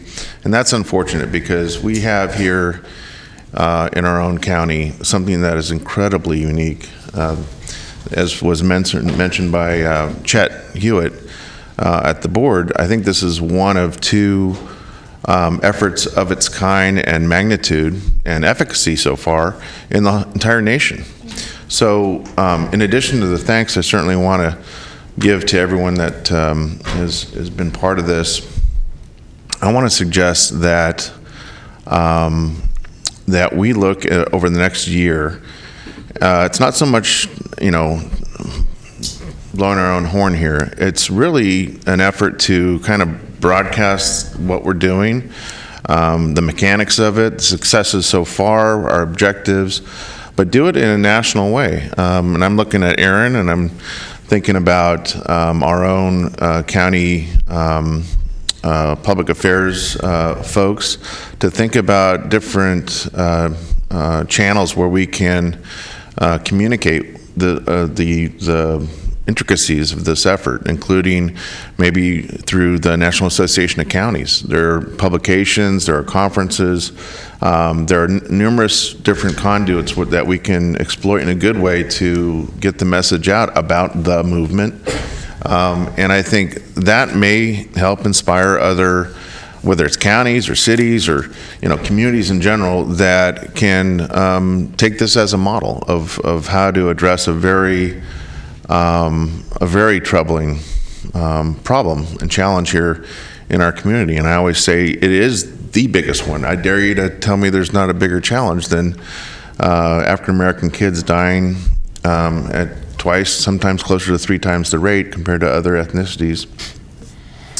And it really does go to show the power of a question. All I did was, in 2011, was ask the question as a freshman supervisor, right? I mean, there was, Paul was there. We were given a compendium of 2 decades of data about child deaths and the circumstances around all those deaths in Sacramento County, and the data was glaring about this deepening disparity. And I simply asked the question, well, what have we done about it? What are we going to do about it? And quite frankly, again, as someone that had only been on the board for a matter of a couple of months, to not hear too much response, certainly nothing affirmative, was extremely discouraging. And so that's what inspired the 18-month-long Blue Ribbon Commission, which inspired the report back, which began a feedback loop with the Board of Supervisors and the establishment of a steering committee. We've committed tens of millions of dollars now to this, and that's not the gauge of success, not the appropriation of funds. Ultimately, the metric, the ultimate metric, is to see that African American kids are not dying at the rates they have been since we've been measuring that. And we've, put that out there. We're going to hold ourselves accountable. We've said firmly, very convincingly, that we're going to try and hit the mark of a 10 to 20% reduction in just a few years. 2020 is fast approaching. But as Commissioner Lake mentioned, we're already seeing positive results, especially when it comes to infant sleep-related deaths. But quite frankly, that's probably the low-hanging fruit when it comes to things like dealing with the older age cohorts in our youth population, African American youth population, and trying to grapple with can homicides and third-party homicides. That's a different animal entirely, and we're doing what we can to kind of set up for ourselves the infrastructure necessary to grapple with that very complex subject. And again, with the help of people like Chet and Kendra and Dr. Woods Andrews, we're going to get there. But it really has been the broader community. At the time we established the Blue Ribbon Commission, I made mention that ultimately the community has to own the success and the challenge of this. And boy, I couldn't imagine 6 years ago, quite frankly, that we'd be sitting here, whether it be at the first 5 commission or in the Board of Supervisors meeting to hear about the investment, to hear about the ownership, to hear about the successes so far. I could not have imagined that we'd get this far in this short amount of time. So again, this is probably the proudest movement that I've played some small part of in the almost 7 years that I've been on the Board of Supervisors and chairing this commission, and I really do commend everyone that's been a part of it. So thank you.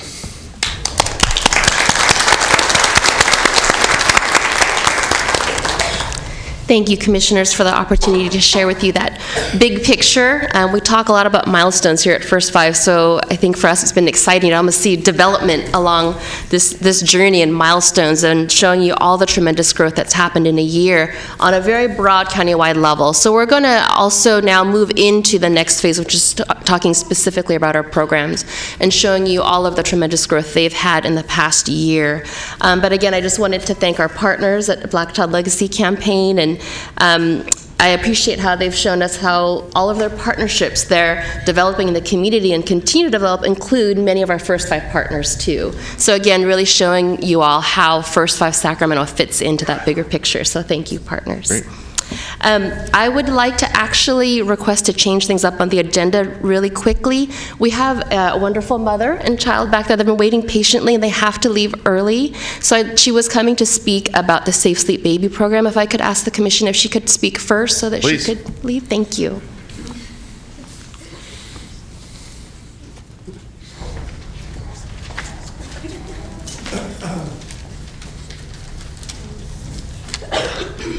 Hello. My name is Davia. I have 2 children. I have a 6-year-old and a 4-month-old. I've definitely learned a lot through the Safe Sleep Baby class, and I've absolutely loved the Birth and Beyond program. I recently received a Safe Sleep Baby class and learned that it is important to make sure babies sleep alone on their backs with nothing in the crib. My son loves the pack and play I received from my home visitor, Ty. The pack and play is the safest place for the baby to sleep. I appreciate everything this program has given me, and I thank all of you. Great. Thanks for your patience. Thank you.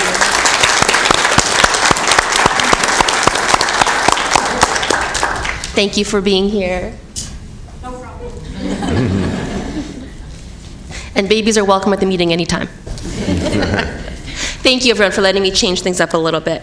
I'm going to actually move us back now to our regularly scheduled program here, and I'd like to invite Lynn Kennedy, President of LPC.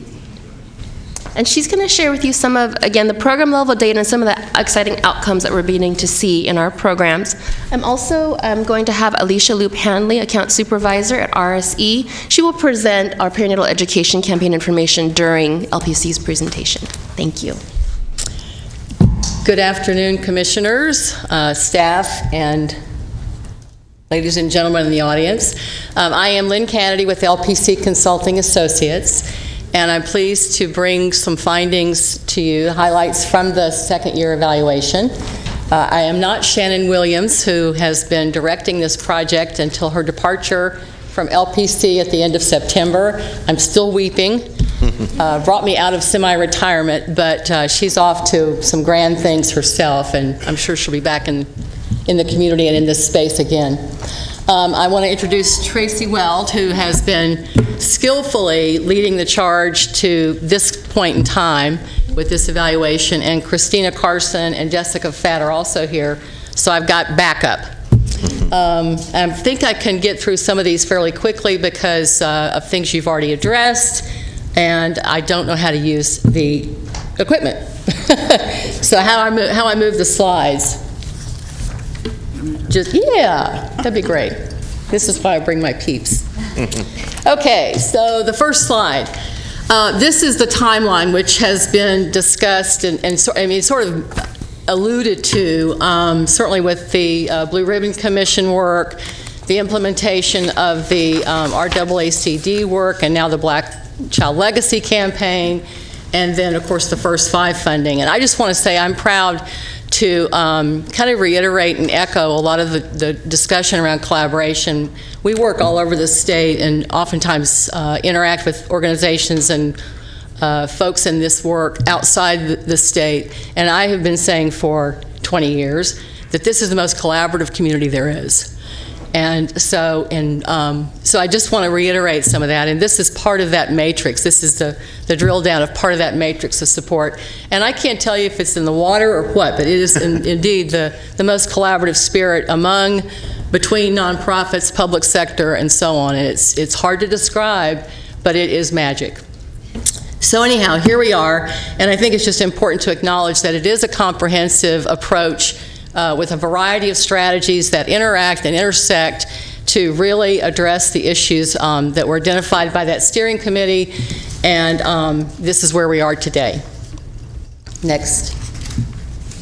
So just to come back to the disparate rates of African American infant deaths, this is the fine point that the steering committee brought home, that for all infant deaths, as well as those specifically for related to perinatal conditions and sleep-related deaths, African American infants are 2 to 3 times more likely to be impacted by that. So this is kind of the bottom line. These are the markers we want to see change. Okay, next. If you look at the trends over time from 2013 to 2015, and we're looking at 2013 as our baseline year. It's the sort of last year before all of this really started to come into play. All African American deaths were at 12.1 per thousand. It went up a little bit in 2014, but by 2015, with about a half a year of full implementation of all the initiatives, the rate has dropped to 11 per thousand, which is a drop of about 9%. Perinatal conditions have kind of gone up and down, but we're back on the downward trend, and then sleep-related deaths have been on the decline steadily. What I think is important to note here is that we don't yet have a trend, but we have some promising indicators that change is afoot. This is a great little sort of a subset of the mosaic that we call collaboration, and I think it's really promising to see how these things interact and work together.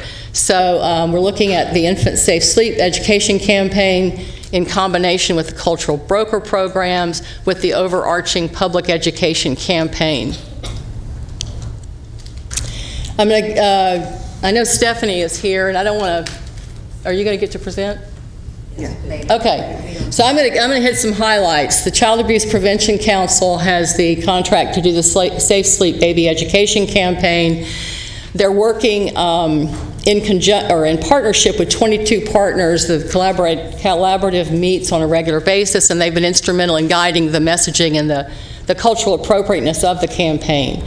Just some highlights of sort of the output of this for fiscal year 16-17. More than 20,000 brochures were distributed. There have been video viewings by close to 1,400 folks. 970 posters are all over the community.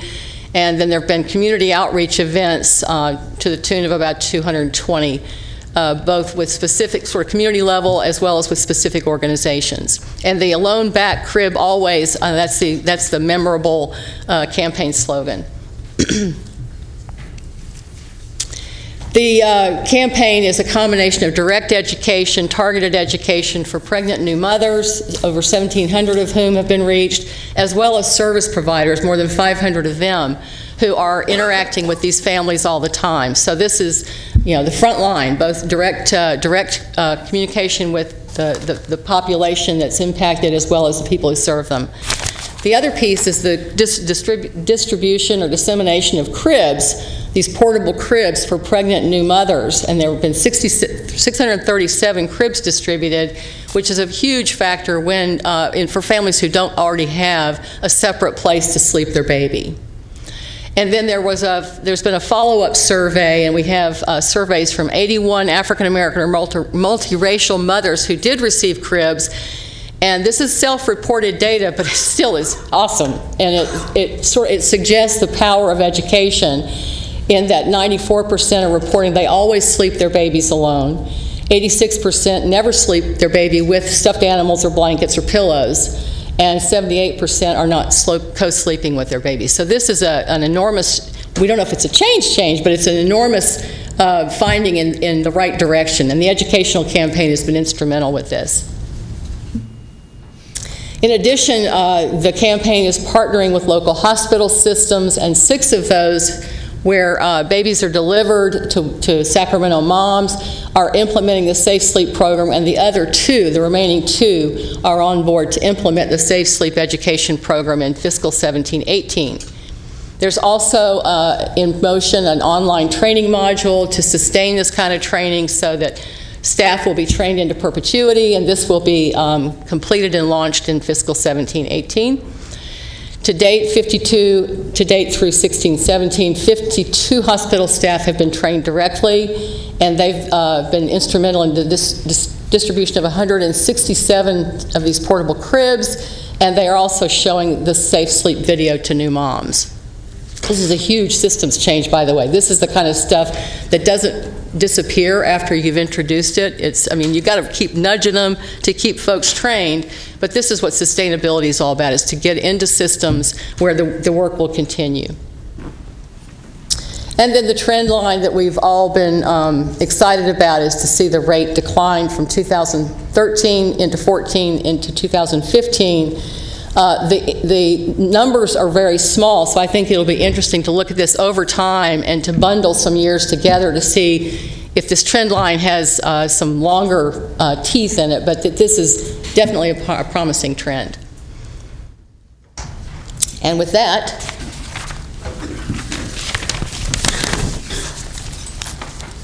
hi, again, I'm Alicia Luke Hanley with RSC. We manage the Sac Healthy Baby campaign. Sac Healthy Baby, you want me to take it, is a multifaceted campaign aimed at educating African American women about the importance of prenatal health and prenatal care, and raising awareness about the disproportionate number of African American infant deaths. Beyond the public education piece, though, it aims to be a connector, to connect pregnant women to the services that are available right here in Sacramento County.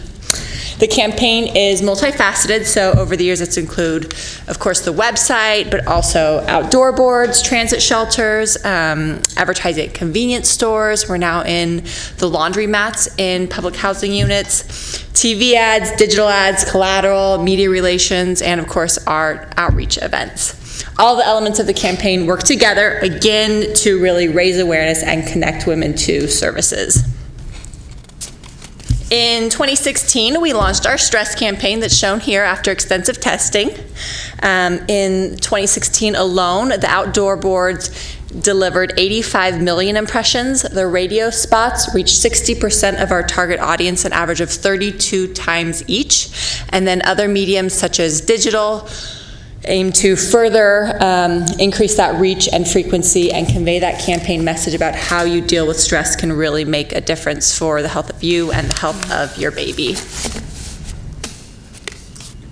All of the elements of the campaign lead to the campaign hub, the website, sachhealthybaby.com, with the Find Care Near You tool really is the centerpiece of that site. Moms can go to the site, enter their address, and immediately find services and resources right there in their area. Also, there's information on the site on taking care of baby, on the great work being done by the cultural broker programs, and then, of course, on Safe Sleep. In 2016, we had over 2,800 visits to the site, 425 individuals visiting the Find Care Near You page, 349 visiting Taking Care of Baby, and 258 heading to what we call the Let's Get Started that has that information on the various cultural broker programs. In 2016, we held 2 public outreach events. We held our Bumps and Bundles campaign launch event, which we had 114 attendees at, and then our second annual Pride and Joy Community Baby Shower, which had 232 attendees, including 113 pregnant or new moms. We are currently, as Julie said, planning for our 3rd annual baby shower that'll take place on February 24th. We've got a bigger space, so we're looking forward to making this event even bigger and more impactful. Thank you, Alicia. And before you leave the Mike, we have this running joke among staff and with our partners at RSC that we must have put something in the water at RSC, because since they started working on the campaign with us in January 2014, there have been 12 pregnancies. Alicia's expecting her second baby. Yes. So our campaign is positive and infectious. Thank you. Lynn? Dr. Jones was hoping it was fluoride. So. Okay, so now I'm going to share some information, some findings from the cultural broker programs. As you're aware, there are 2 providers who are engaged in this work, WellSpace Health, as well as the Center for Community Health and Wellbeing, and they call theirs the Black Mothers United campaign. The cultural brokers are lay community health workers, African Americans from the community who have trusting relationships with the population, and they're bringing education, awareness, support, services, linkages, and making sure that these women have what they need, or they get them to the place where they can get that for healthy birth outcomes. This is a map that shows where the concentration of the 415 women served in fiscal 16-17, where they live in the county. You can see that there's a concentration in the South Sacramento area. But the other thing I think is important to note about this map, and I believe it's the blue outlines, Tracy, around the zip codes, is that's the overlay with the locations of the CIL. So this, again, kind of reiterates that layering impact of the programs that are being funded to address African American child deaths. This is a graphic to kind of point to when the women are enrolling in the cultural broker program by the trimester of their pregnancy for both the WellSpace program and the BMU program. And the thing I really want to call out here is the fact that the women who are coming into the WellSpace to meet up with WellSpace cultural brokers, about 44% of those are coming into the program during their first trimester. They're coming in relatively early. In contrast, 48% of the women who are coming in through the Black Mothers United program are coming in their third trimester. So these are fairly different time frames for getting connected to a cultural broker, and it's probably a byproduct of where the programs are located. And one, of course, is a community clinic setting, and the other is outreach in the community. So it's kind of like a continuum, if you will, of how to make sure everybody has access to a cultural broker. Whoa. Well. Sorry. Okay. And I have a question on that. That slide, the last slide. Okay, back up. So is this how you want to see this graph to appear? Can you give comments on that? I mean, I think it's obvious that the earlier intervention takes place, the better. Are we looking at strategies and where Black Mothers United might have better access to people in the first or second trimester? Or I'm trying to understand what I'm seeing here. I'd have to defer to the program staff. All right. But I see this as, if you don't catch them in the first trimester, you have resources in the community who are still looking around, trying to find folks who are not connected to formal prenatal care, perhaps. Okay. So. Thank you, Commissioner Elliott. I can probably shed a little light, not being obviously a part of their staff, but when we were reviewing this in evaluation committee, we had the same exact question because these kind of seem like they're comparative, and I would, I guess, urge everyone to not compare the two programs because they are very different in how they access their population and then the type of population more, for the BMU folks, it's harder for them to get the relationships in the beginning, and it's maybe a higher risk population. So these are separate populations and separate types of targeted work, if I may. Yes, absolutely. Okay. I thank you for that. Anything else before I move on?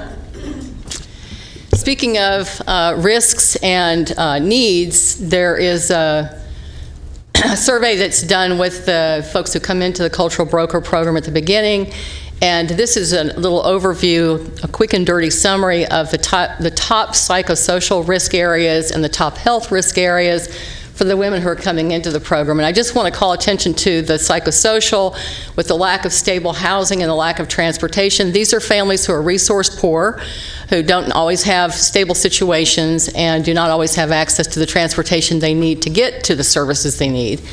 And then with the top health risks, you'll see a combination of nutritional, as well as diabetes and lack of prenatal care. So mom's health is subject to some issues, as well as just the prenatal care for the baby. And the top referrals, I think, put a fine point on some of the connectivity among First 5 funded programs and other programs in the community. So safe sleep training and crib provision is a huge part of the referral work that the cultural brokers do. They are also, by the way, trained in the Safe Sleep Baby campaign education, so they're imparting that knowledge as well with the women they work with. Basic needs, that just speaks to basic survival, Maslow's hierarchy, housing and food and shelter.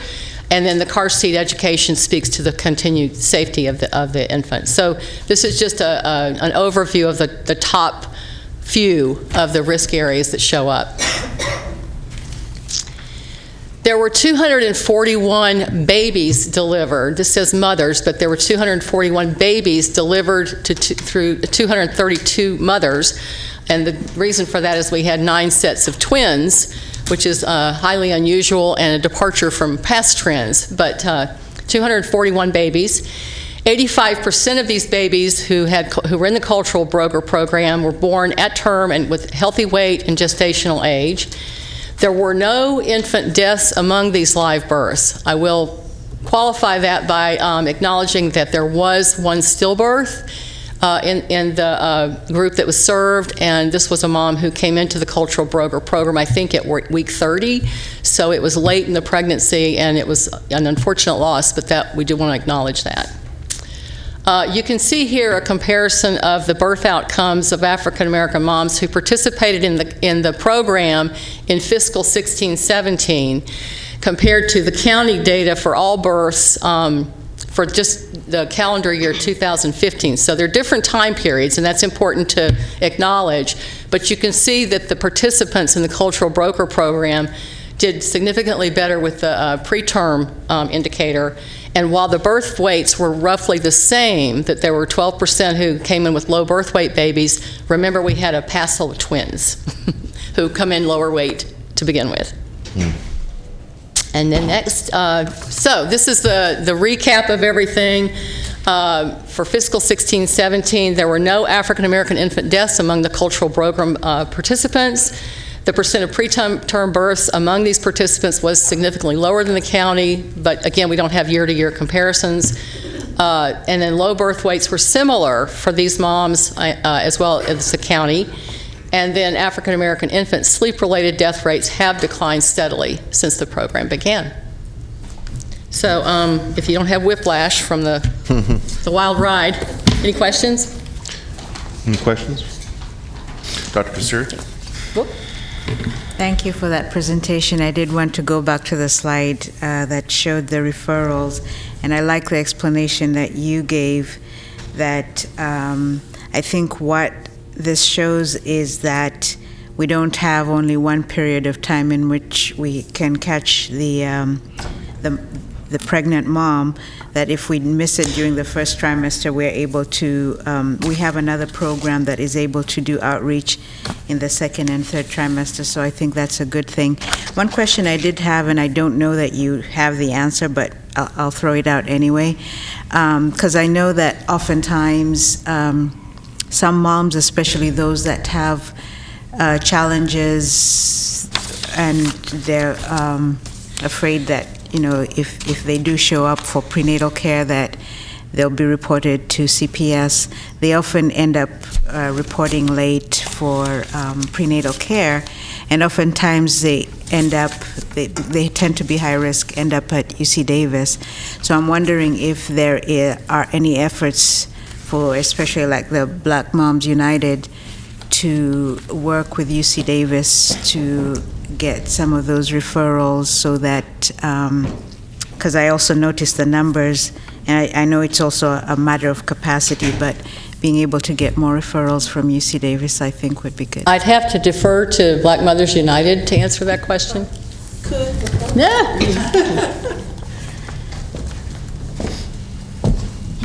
Hi, my name is Kenya Fagbimi, and I'm the program director for Black Mothers United. Am I too loud? I feel like I'm loud. Good. Okay, so yes, healthcare systems are sometimes hard and challenging. There's some challenges there, but there is a focus to try to capture these moms. Our efforts are to capture them at any point of the pregnancy, but I think part of the, I guess, challenge is if a mom comes into care, half the battle's kind of already won.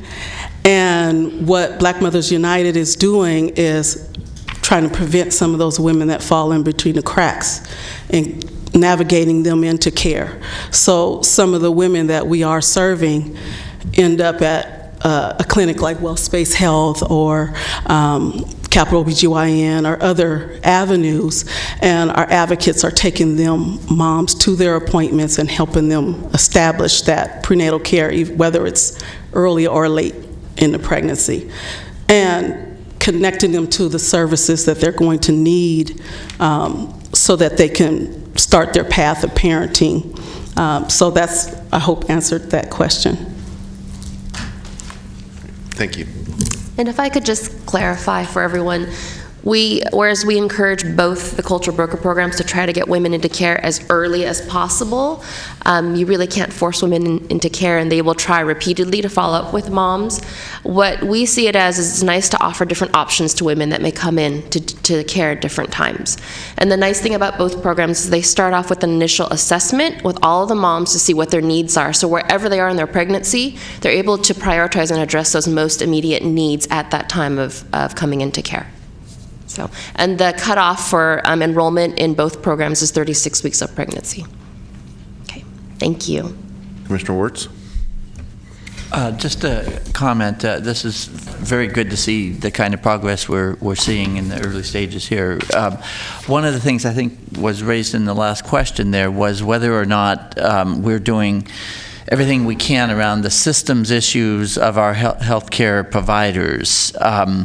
We've seen in the Safe Baby piece a lot of work to make a systems change in how the hospitals function, and I'm just wondering if we've thought about the policy level of communication now for Black Legacy United to work together with the hospitals to ensure that we have culturally sensitive, culturally humble, culturally competent ways of engaging with our community members, because I think we certainly heard some concerns at some points that interaction of communication and relationship and respect in the service system may well be part of what the community senses as not a welcoming environment. So I think that's critical for us to look at the policy side of that, maybe training, and it's obviously not identifying any particular problem in particular that I'm speaking to in any of these agencies, but like we did with this Safe Babies program, Safe Sleep program, there is work to be done at the hospitals around their policies and procedures and training and workforce support. So I hope that that's just put on our plate as an ongoing avenue of intervention. And can I just say one thing? We just sort of began this discussion at the last evaluation committee meeting when this issue came up, and Commissioner Elliott and I are going to sort of tag team it with our sustainability committee. We didn't get a chance to put all those thoughts together for our last committee, but it's on our agenda for our upcoming February meeting to talk about that. Okay, any other questions for speakers or staff? Does that conclude the... It does not. Okay. For LPC, I'm sorry. I told you to be informative Okay, today. that's all right, it's okay. So now that LPC has provided you with some of the program level outcome data and given you just overall how our programs are doing in terms of some of the numbers, we wanted to give our program partners the opportunity to provide you with some more information about what it looks like to actually implement the program. What are some of their challenges and successes, and in addition share some of the client feedback. So we're going to start off with Stephanie Biegler from the Child Abuse Prevention Council to share some information about Safe Sleep Baby. Thank you, Linda, and good afternoon, commissioners. Do I do this?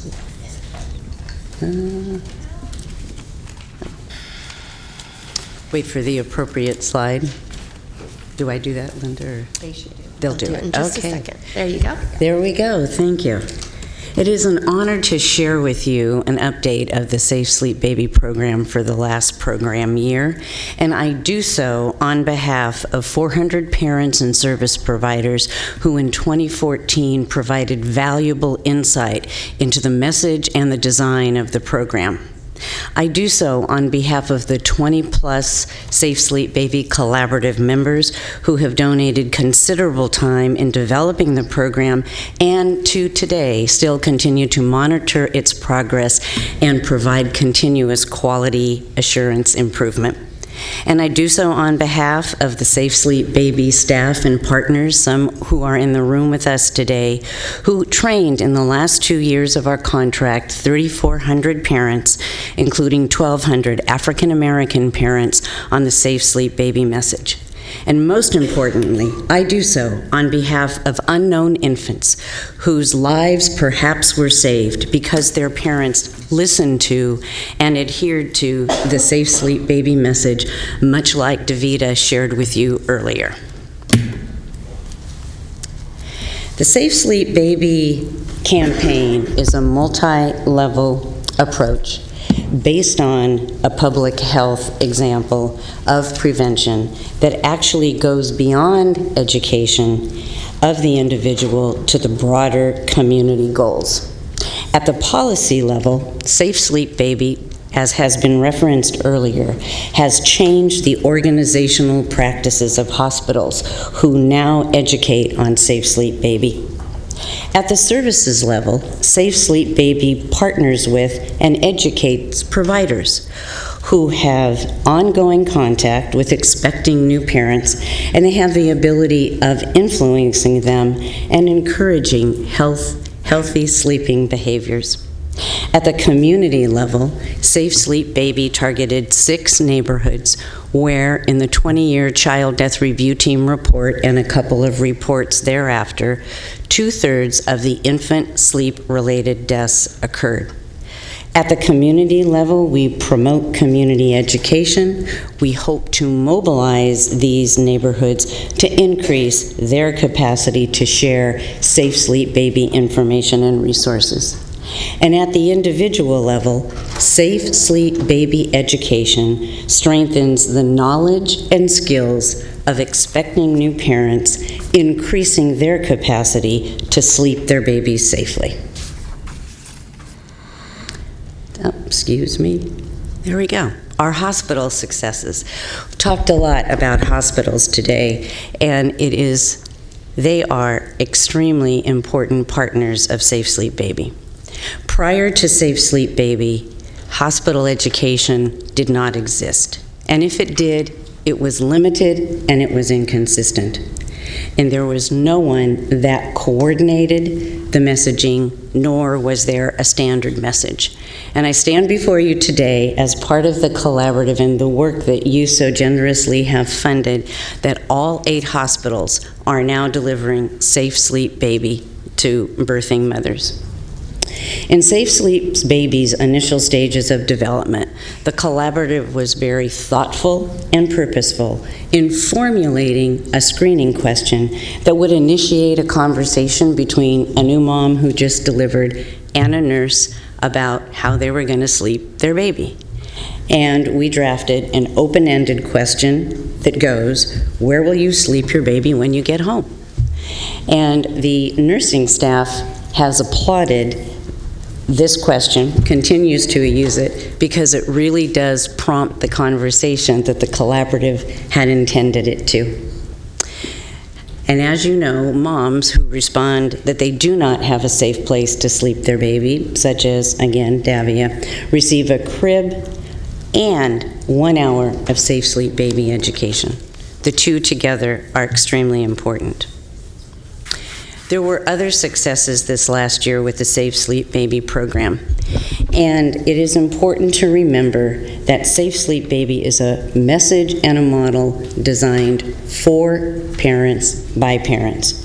In 2014, there were 160 African American parents from the targeted communities, as well, that attended about a dozen focus groups, as well as about 240 providers who responded to a Survey Monkey.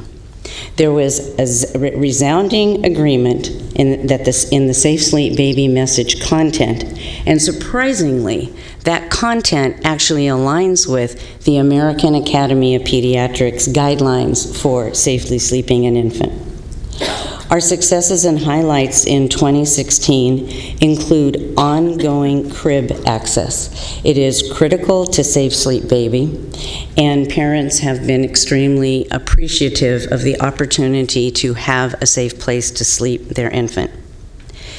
In this last year, we initiated a partnership with CPS so that they will educate expecting and new moms on Safe Sleep Baby, and we want to ensure that CPS refers to the Child Abuse Prevention Council those mothers in need of education and a crib. Safe Sleep Baby also continues to assess behavior change through interviews with parents who have received the full dosage of the education.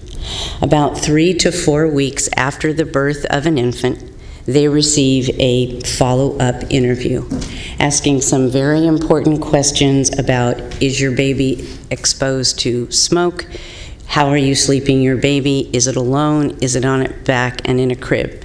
LPC Consulting had reviewed some of those results of those assessments to you. What is really important of what you saw is that 78% of parents interviewed stated that they never co-slept with their baby. And that was a statistically significant result when LPC applied their T-test to it. And that compared to 10% in the intake process. And the reason why I'm focusing on that risk factor is that is one of our most common risk factors for a sleep-related death. It's sleeping in an adult bed and co-sleeping, and the two more likely go together than not. We have some improvements that we are looking to in the 2017-2018 year.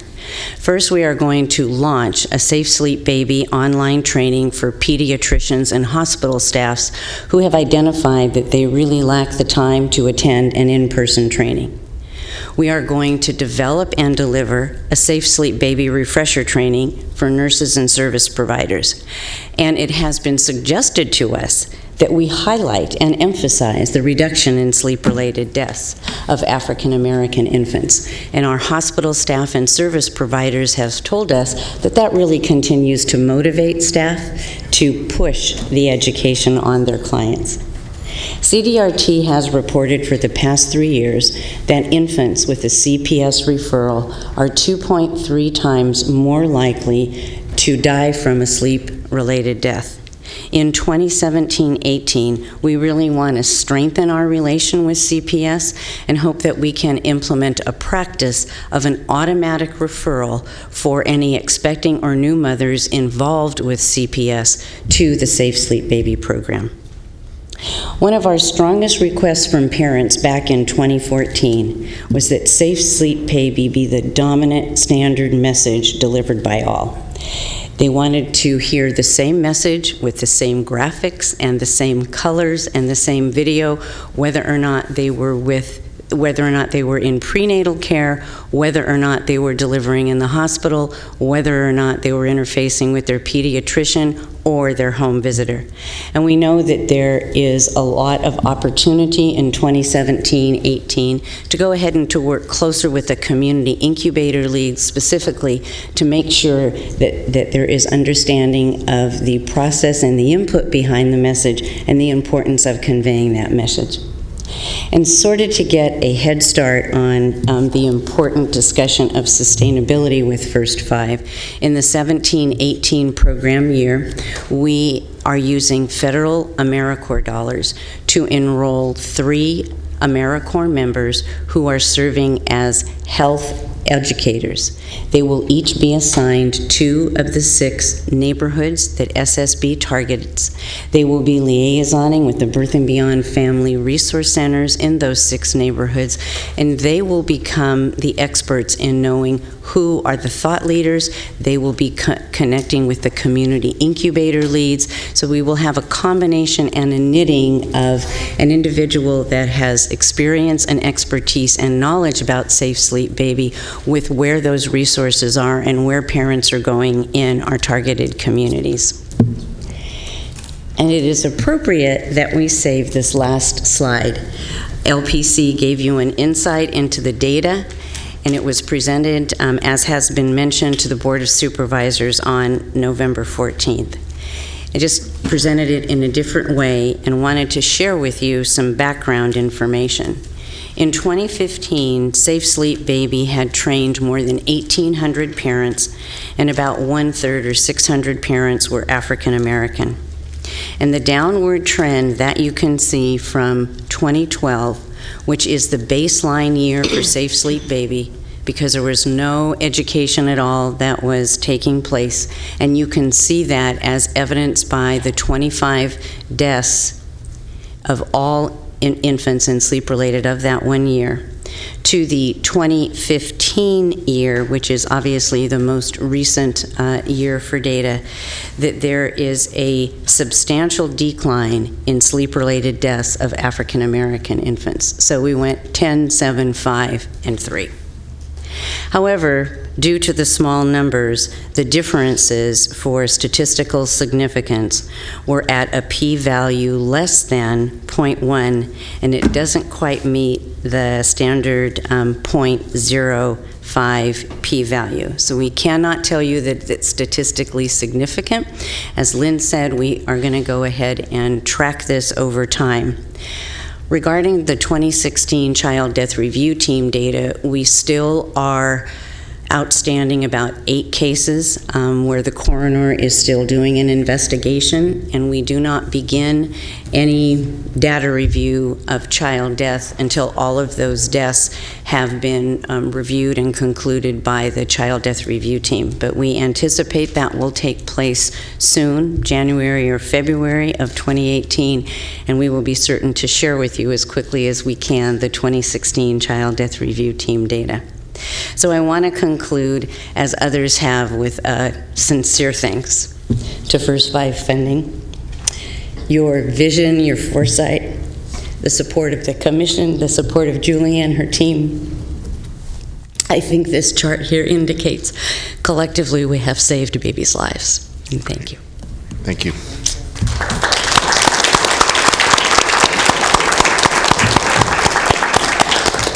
And I'm happy to answer any questions any of you may have.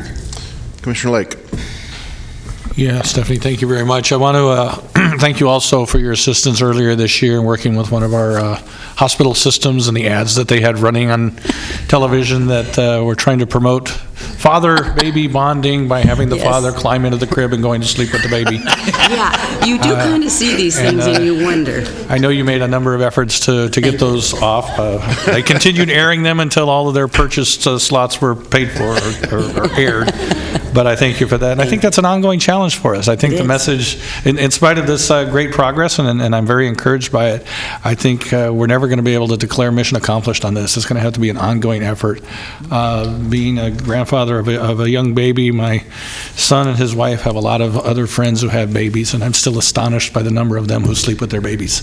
And these are well-educated people who think that I know better than the government does what's best for my baby. And I think it's just an ongoing campaign we have to keep pushing. So thank you for all your great work, and congratulations on the progress.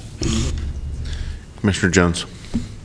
Thank you, Stephanie. I just want to compliment you and Child Abuse Prevention Council for, I think, a great program. It may be low-hanging fruit that we were able to capture, but I think you did a fabulous job. This message, alone, back, crib, always, really, I think that media campaign is just beautiful. Along with First Tooth, First Birthday, this goes out with my moms whenever I see them. So great job. Thank you. And congratulations. Thank you. Great. Thank you, Stephanie. Thank you. Thank you, Stephanie. The final 2 speakers are from WellSpace Health and Center for Community Health and Wellbeing. They'd like to share information with you regarding the Cultural Broker Program. So I'd like to invite Brenda Shipp and Melissa Hill from WellSpace Health to the podium, please.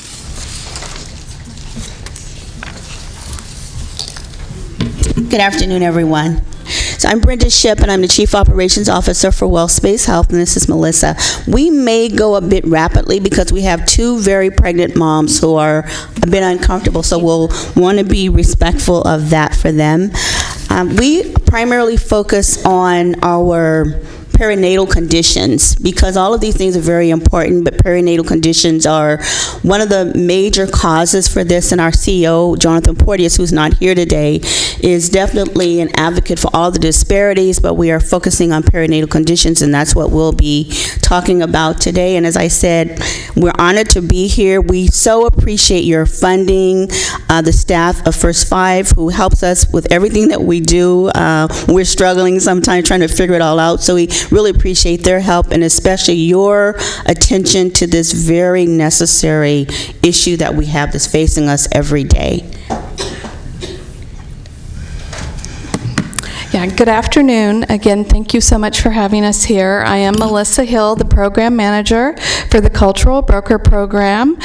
I'll be giving you a brief overview of how our program at WellSpace Health runs. Our clients, and I'm going to go a little out of order of the bullet points, but I'll address all of them.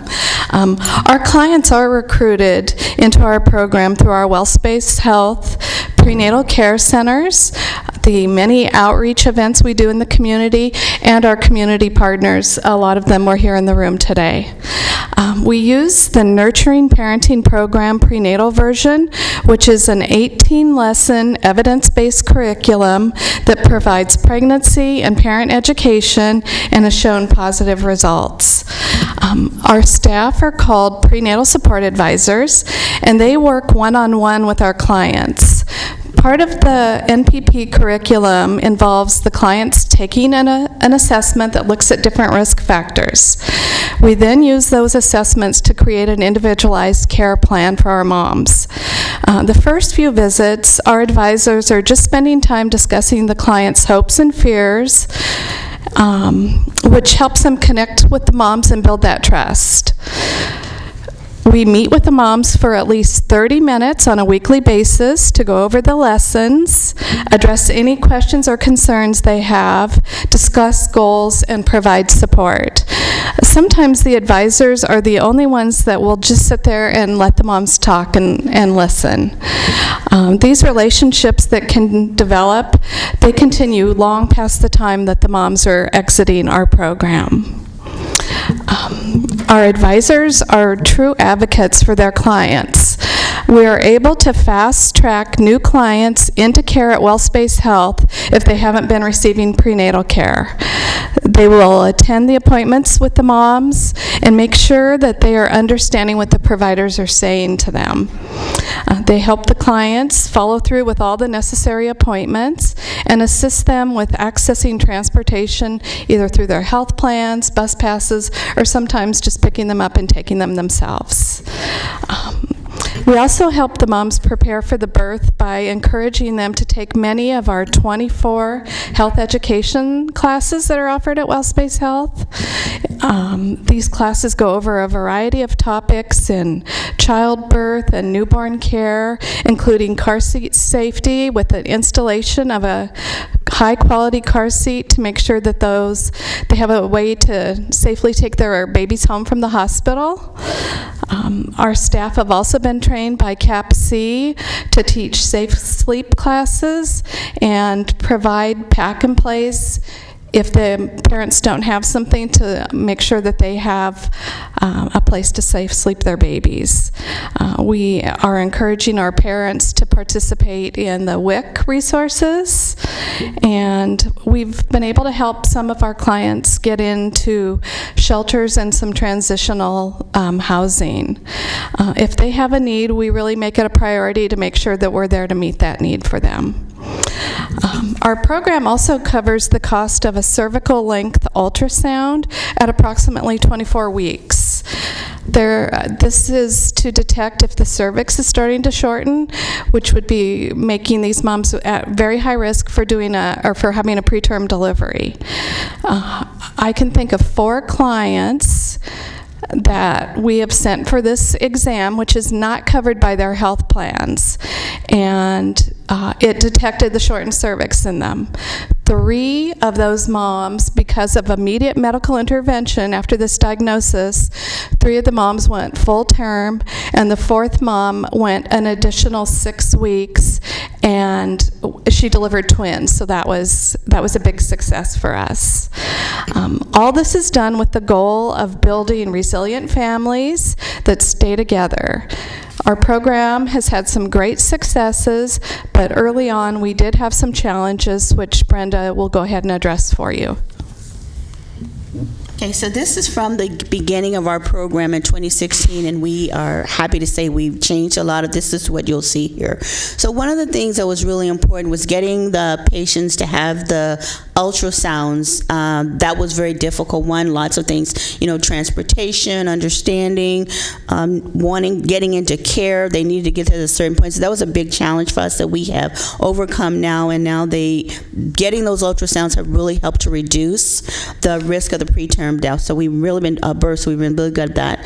Changing the referral process also help ensure mothers are receiving their service. We tried, someone mentioned earlier, we are a healthcare system, so it's a bit different in how patients reach us, but we try to make sure that from the very beginning point that there is a connection, either through a cultural broker, through a health educator, through someone who's connecting them from the very beginning, and importantly, the relationship is really critical. And so we really worked on what that referral looks like. It's not just sending off a piece of paper saying go, but really having someone talk and educate with them about what that referral means, how it's going to impact them, how it's going to impact the child and their birth throughout. Outreach was really difficult. We had to hire a recruiter. First of all, let me just say that our partnerships that we're having now, I just want to say that the CLI has been really great and being able to go out and do that. So we're really grateful for this as well, because it's giving us an additional avenue for recruiting, because that was something that we had difficulty to, reaching out to moms who were pregnant, because everyone doesn't come, even though we're a healthcare system, people don't come in for care. People typically use ERs. They go to the hospital when they need care, and so some of those are also pregnant moms.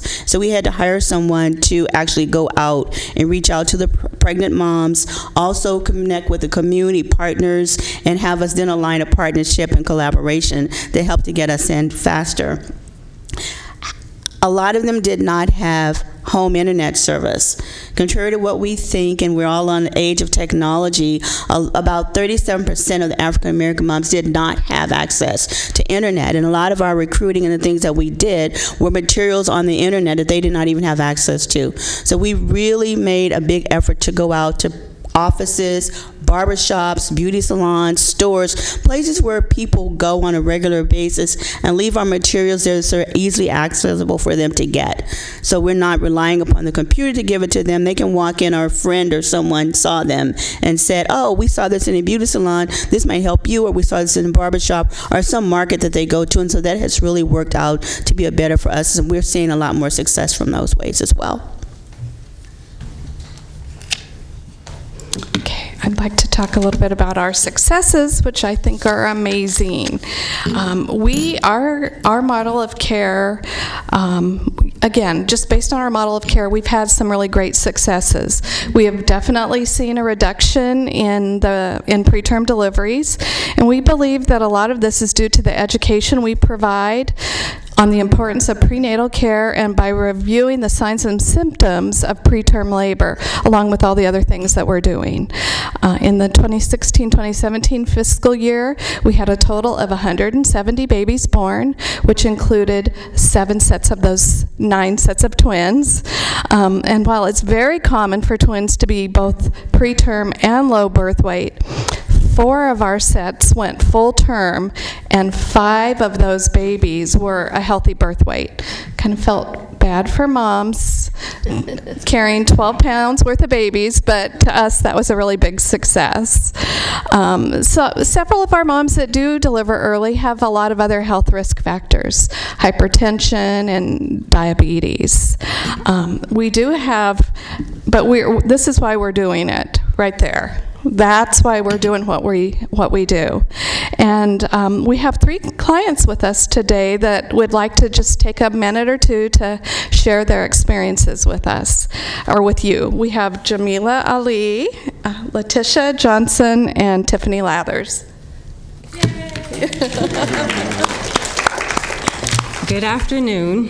Can everyone hear me? Okay. My name is Jamila Ali, and I'm here on behalf of WellSpace as a former client in their prenatal support program.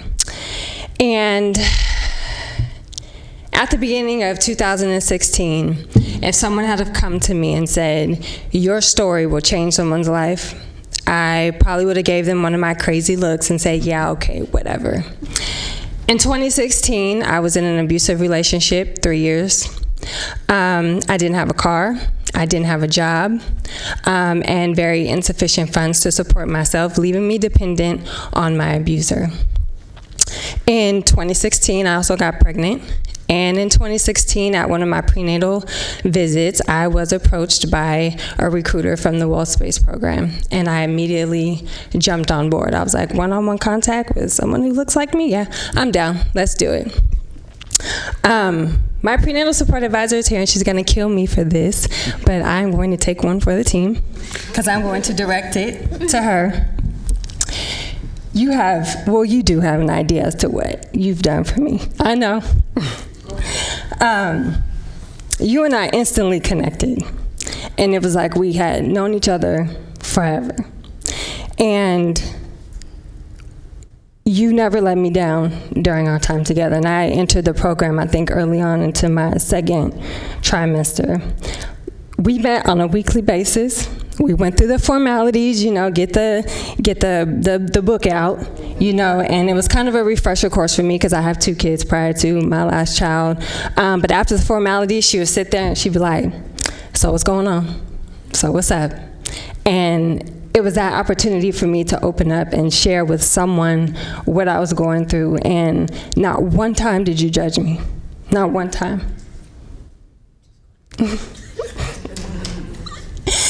And I love you for that. You empowered me to stay focused on what was important, and that was my kids and my sanity. And I'm forever grateful to you. And I'm going to stop now before I go into a full-fledged boo-hoo. But my child was born on December 9th, 2016. I carried her past her due date. She took her time, which was fine. And she was a healthy birth weight. 4 months ago, I left my abuser. 2 months ago, I got a car. And also 2 months ago, I was hired on at WellSpace. So if someone approached me today and said my story would change someone's life, I would look at them and I say, you're right, it will. To be on the giving end of what I received from this program is definitely an honor and an experience I hope to continue. Thank you. Great.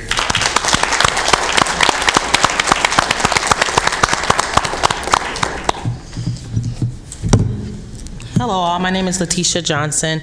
I'm just very appreciative for the prenatal support program through WellSpace. Primarily for the around-the-clock support that they give. My home visitor is a really good friend of mine, and I'm currently pregnant with my second child. I have a 5-year-old at home. Recently, my husband has moved to Hawaii for work, so of course that creates its own stressors in itself. And Karen has just been here to support me through it all, just to kind of give me that encouragement and realize that I have to take time for myself. Also giving the education through WellSpace. It's just been very, very helpful. Trying to work a 40-hour week and take care of my young child at home and then take care of myself as well has definitely had its ups and downs and stressors and difficulties, but anytime I need her, she's right there, just as that form of support. So I'm just really thankful for WellSpace and what they're doing in the community. Even though this is my second child, like, it's a lot of stuff that I've forgotten, a lot of things that have changed since 5 years ago, and I just wouldn't know where I would be without the program. I'm sure it's definitely created a sense of sanity in my life. So I'm very appreciative of the program. Thank you all.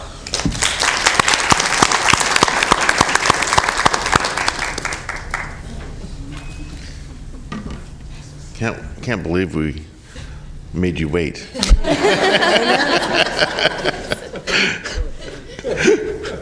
My name's Tiffany Lathers, and when I first got asked to join this program, I wasn't too sure about it, just because I'm the type of person that I don't really like people telling me what to do. And I didn't know if that's what this program was going to be, someone telling me how to parent.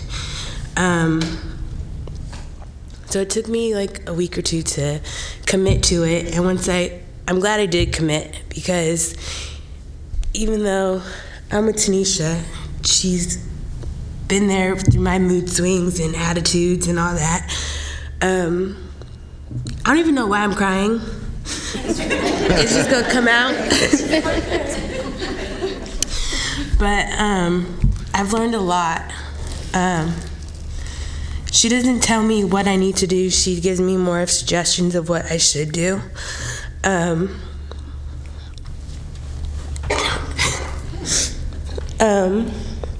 This is my first child, and hopefully he doesn't come out right now, because it could be any day he's due. But I think without this program, I would have probably sat at home trying to figure out what I needed to do, rather than someone telling me what I need to do and suggesting things that I should do. I think within coming to the last few days of my pregnancy, I can honestly say I don't know what I would have done without this. I just want to thank you guys for your help. And I really want to thank Tanisha, because, again, my attitude is not the best. She'll call me and I'll be like, what? So thank you for that, dealing with that. And I hope that there is support like after this as well, because it's not just what comes before, it's also going to be what comes after, and being able to help support me as a mom, and then my son. That's it. I'm done. All right. Good job.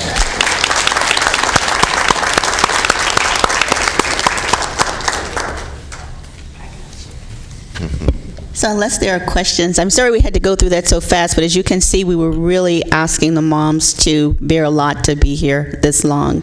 So unless are there questions? Any questions for our speakers? I don't think so. Great. Thank you. Thanks. Thank you. Last but not least, I'd like to invite Kenya Fagbimi from the Center for Community Health and Wellbeing to talk about Black Mothers United. Good afternoon, commissioners, Chair Cerna, and First Five, for all of your support. We could not do this work without all of you and all of the commitment, and also all of the partners and everyone that has been here, and everyone that on many levels that is doing this work of reduction of African American child death. I want to first just say again, thank you. So Black Mothers United uses a culture broker home visitation and case management model to support the women. Sorry. Thank you. There you go, one more. There you go. One more. This is one of our babies. So we use the culture broker model, and we call our culture brokers personal advocates. And our key components is to partnership with the community and outreach to the community. We have case management, and I'll speak a little bit further about that and how we kind of roll out our services. And our ultimate goal is to of course, support a mom during her pregnancy, and throughout her, we also extended to a 4th trimester, providing services as well, and case management, and our goal is to have a healthy baby.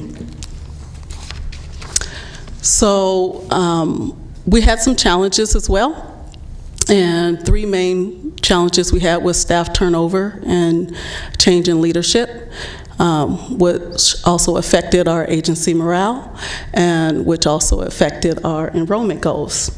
And we first addressed this by, well, one of the things that happened was our executive director, some of you know Wendy Petco. She went into retirement and focus on her health. And then we had Shannon Reed, who is currently counting the seconds to have her baby. She stepped into that role as the executive director, and she had been with the agency for over 5+ years. And we also changed my position. I started in 2014 as senior personal advocate and moved into a program manager role, but I also was carrying a caseload. So this, I believe, we had some lessons that we had to learn in all of this.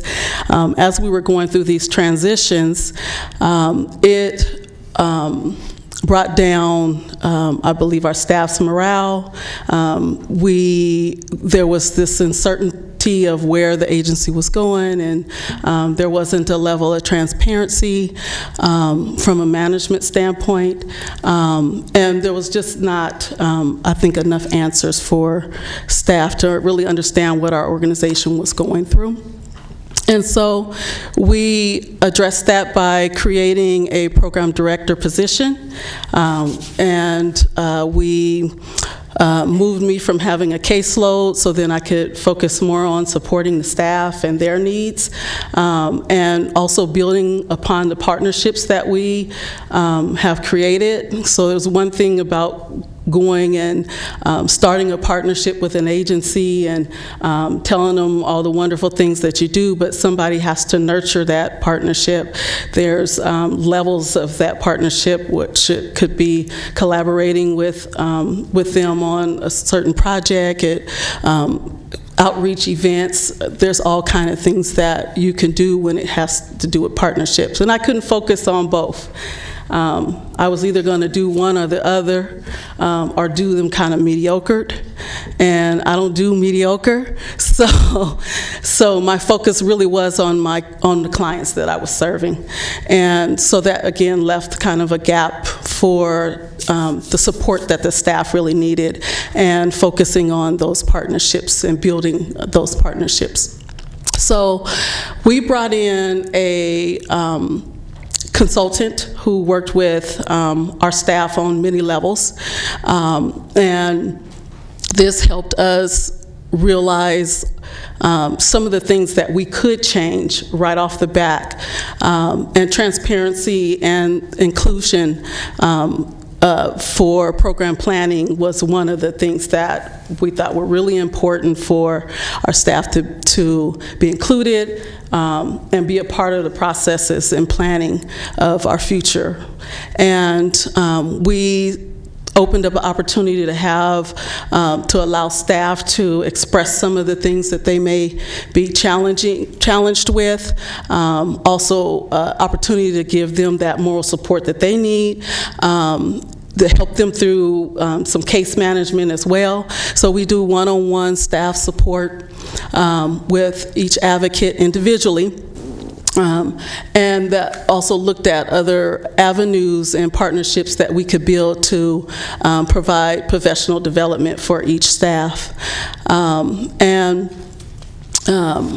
We also, one of our biggest things, and we pride ourselves on, is self-care.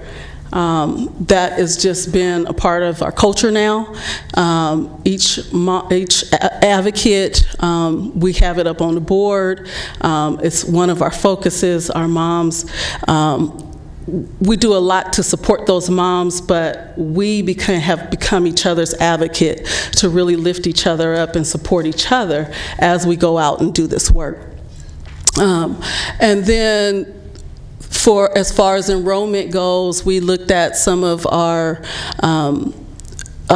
what we have been doing and what we can do differently, and the advocates who are out there really doing this work, they had the best information on how to go about doing this, so that helping them to be more inclusive in planning is how we took care of our outreach efforts. And as a result of that, we have seen some growth there with enrollment. I'll point out a correction. There was, right at the top of this next slide, says there was a 363% increase in productivity. It was actually 262% increase in productivity, which was still awesome to see. And this was from our fourth quarter of the previous fiscal year to our first quarter of this fiscal year. And that was working through all of those challenges that brought about that increase of enrollment, them being able to meet their moms on a regular basis. And as I go a little bit further along, I'll tell you a little bit more about how we meet our moms. And so the agency's culture, we have a team, again, focused to uplift all of our staff and support them so that they are more equipped to go out and do the work that they do. And an increased enrichment in the community partnership, as I mentioned before, was because I was able to then focus on other things and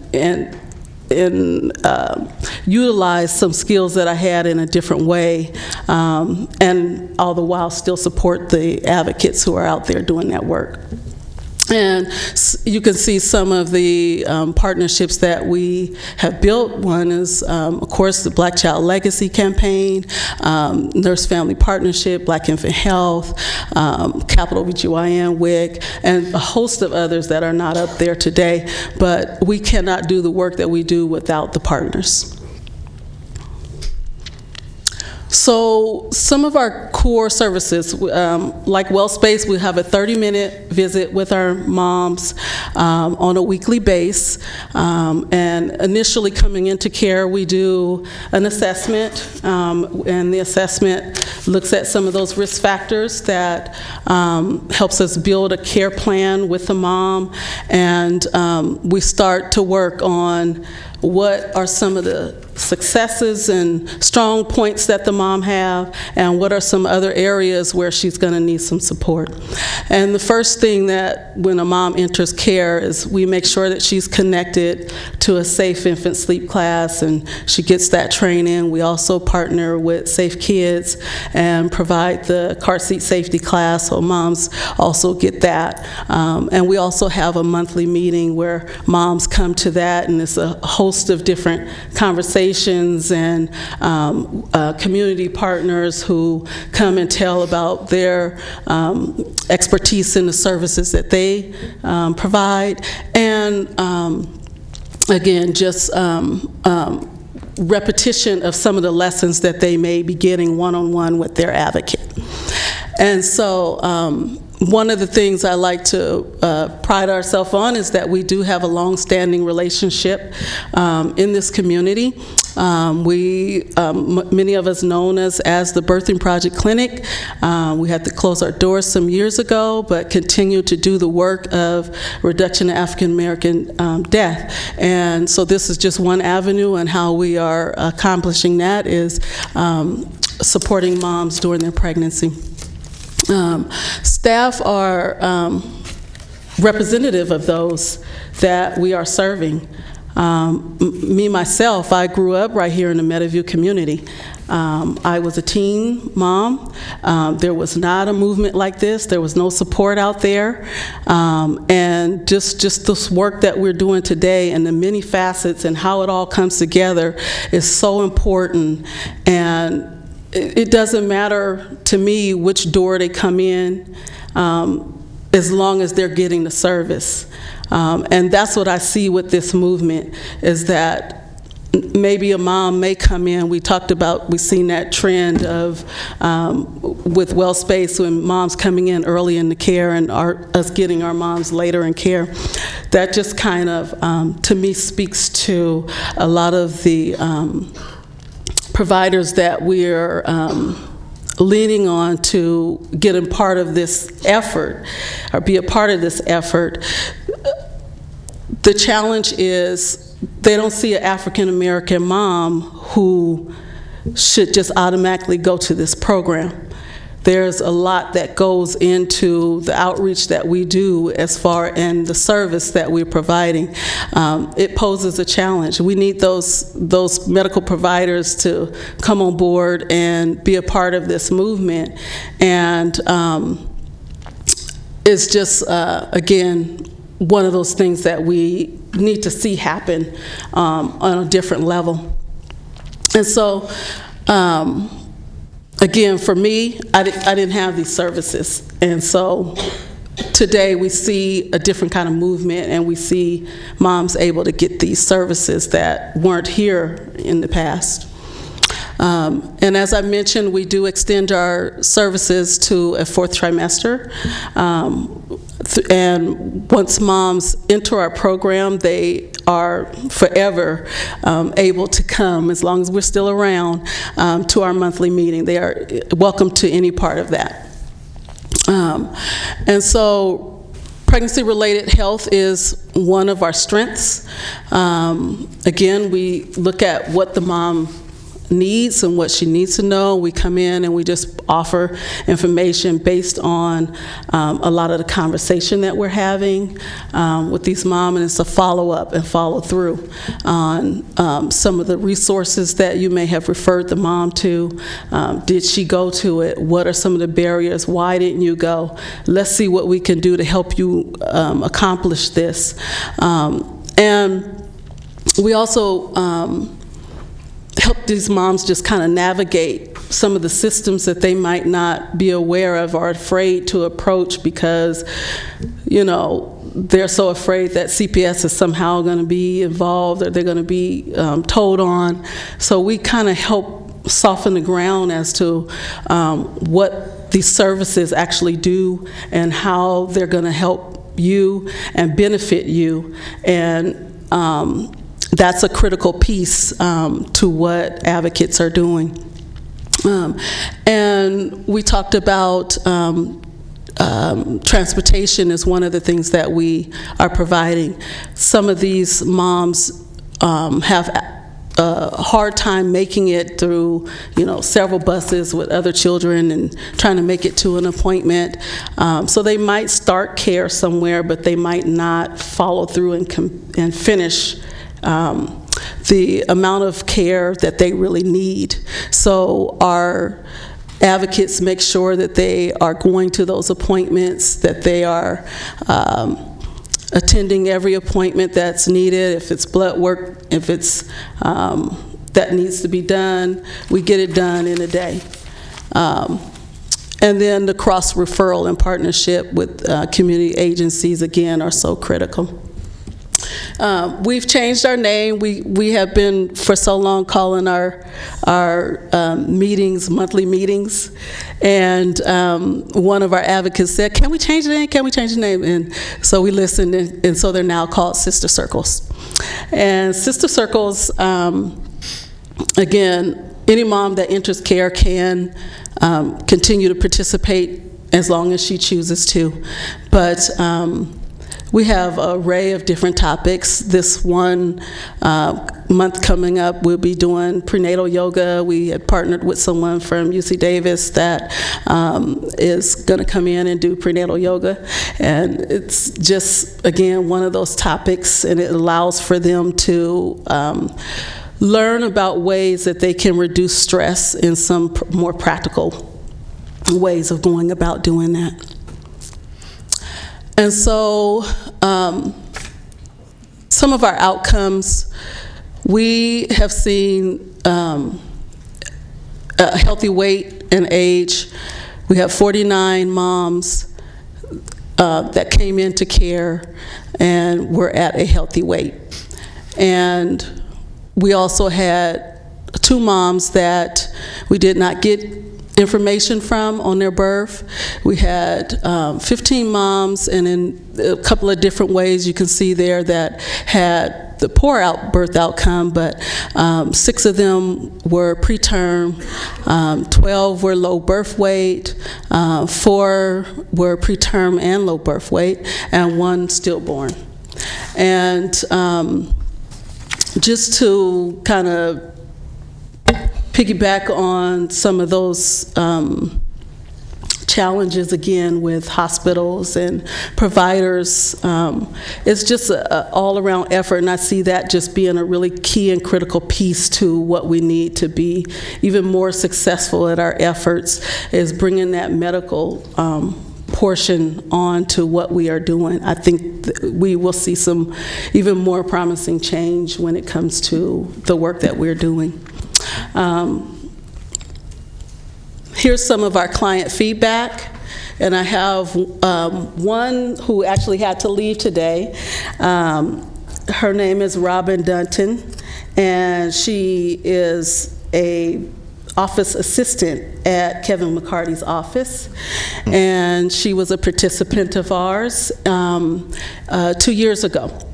And one of the things that we learned from her and that she really stressed was the education she received from her advocate.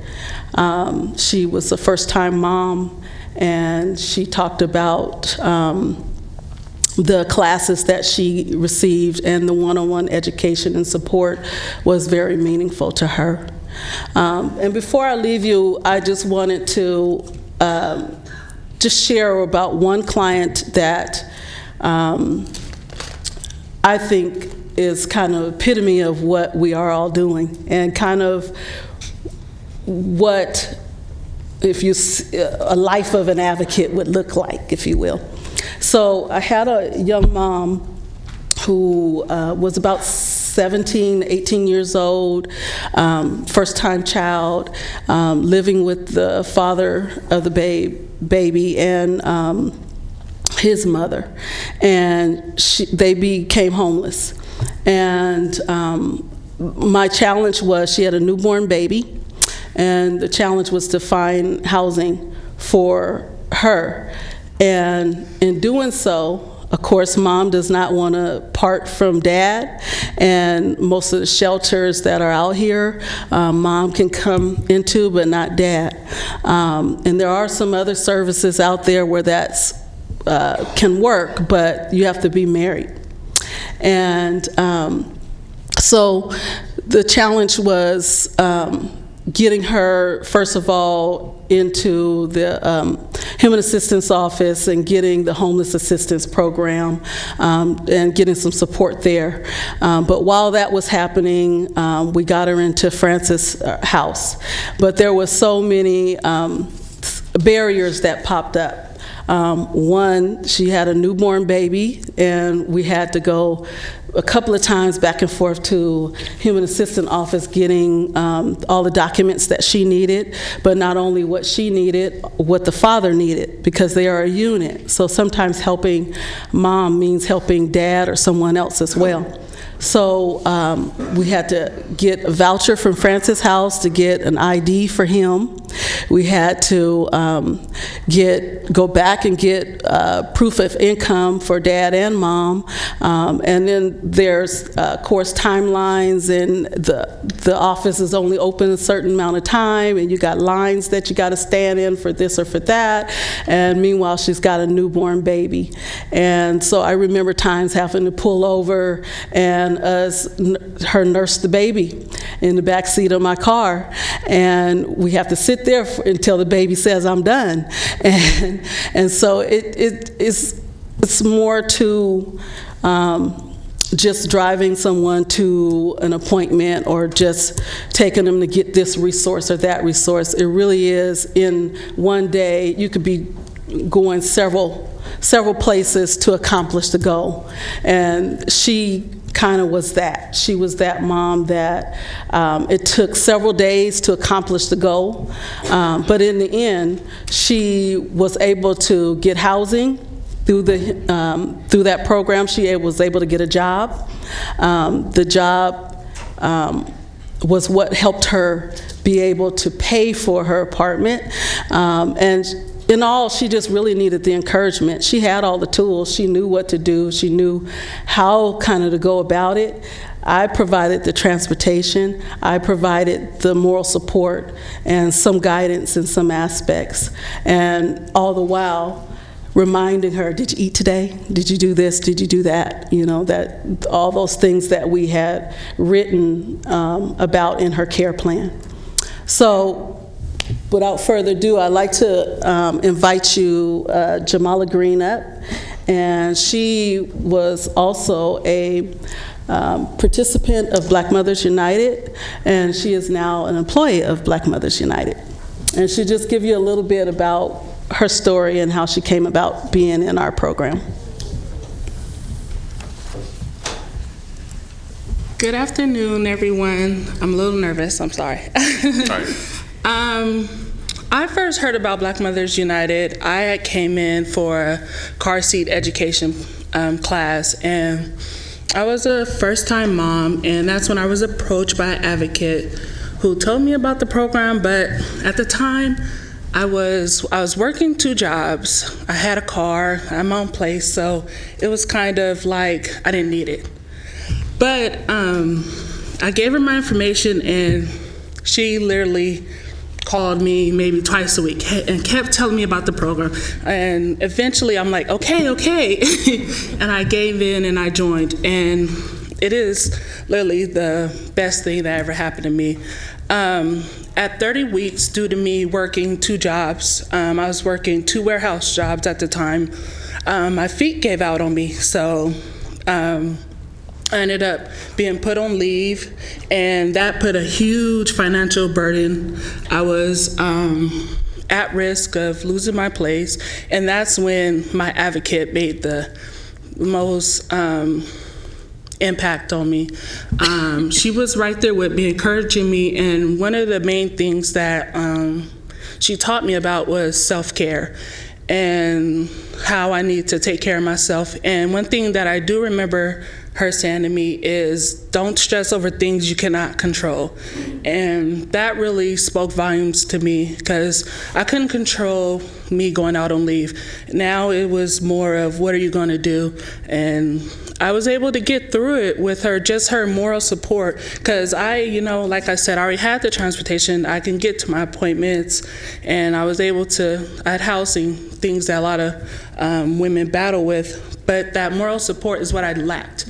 And it made the total difference. The personal advocate I started with ended up changing positions, and I was given another advocate.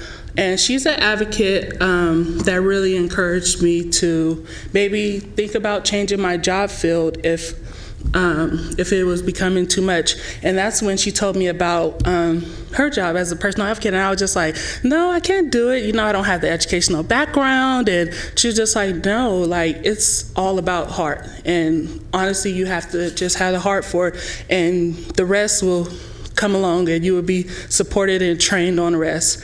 And that's when I took the step, and I applied, and I interviewed. I didn't get it right away. I was kind of bummed, but eventually they called me back, and it came right on time. And honestly, this is like one of the most fulfilling jobs I've ever worked. And it's a lot of grassroots. A lot of things, let's just say, a lot of things are not in a job description.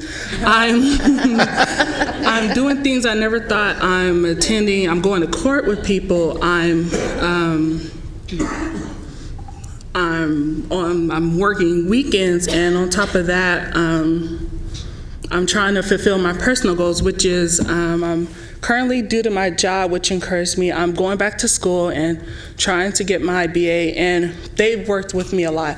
And with self-care, like I've never worked a job where really like it's about you. What do you want to do? How can we support you? And they have really supported me in that, so I'm able to balance out going to school and working. And there's been times with childcare, I'm able to bring my daughter with me. She's 1 year old, and they've supported me through that, and that's huge. And it really has like made an impact. And to think that when I first heard about this program, I was trying to avoid it, but it really speaks about what a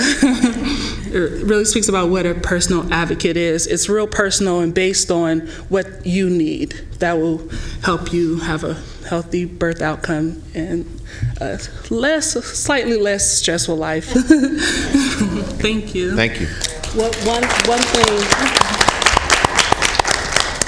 one other thing about Jamala, when she came to us and she said she interviewed and didn't get it right away, we recognized all of it. She came at a time when we were having all this turnover and challenges, and we recognized that it wouldn't have been a good time for her to come in. We felt that she would really need a strong foundation and that mentorship for her. We knew she was a great advocate off the bat. We saw that in her, just in her coming to our monthly meetings and us getting to know her on that level. We knew that she was going to make a great advocate, but we needed to have our ducks in order first before we brought her on. And when the time was appropriate, we did reach out to her, and she was still available. We brought her on, and she's been awesome. One of the things that she was really instrumental in was our outreach effort. She came up with really using the social media to connect with moms in a different way, and that has been really useful to us. That is one of the key things that's helped us see that 262% increase that we saw. But thank you.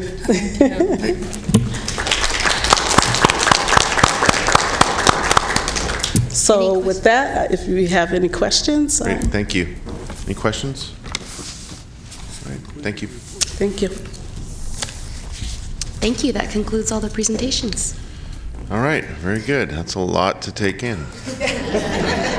Thank you, everyone, for listening and Yeah, I was going to save this for Commissioner comments, which I guess we can just go into now. But what I would like from the appropriate staff, I suppose, is I'd like to have all the information here bound alongside this, and the reason, and probably half dozen bound copies. And the reason being is I'm actually attending a 3-day conference in Dallas this week through the National Association of Counties. It's actually a poverty summit along with the full board of directors meeting. Much of the agenda is dedicated to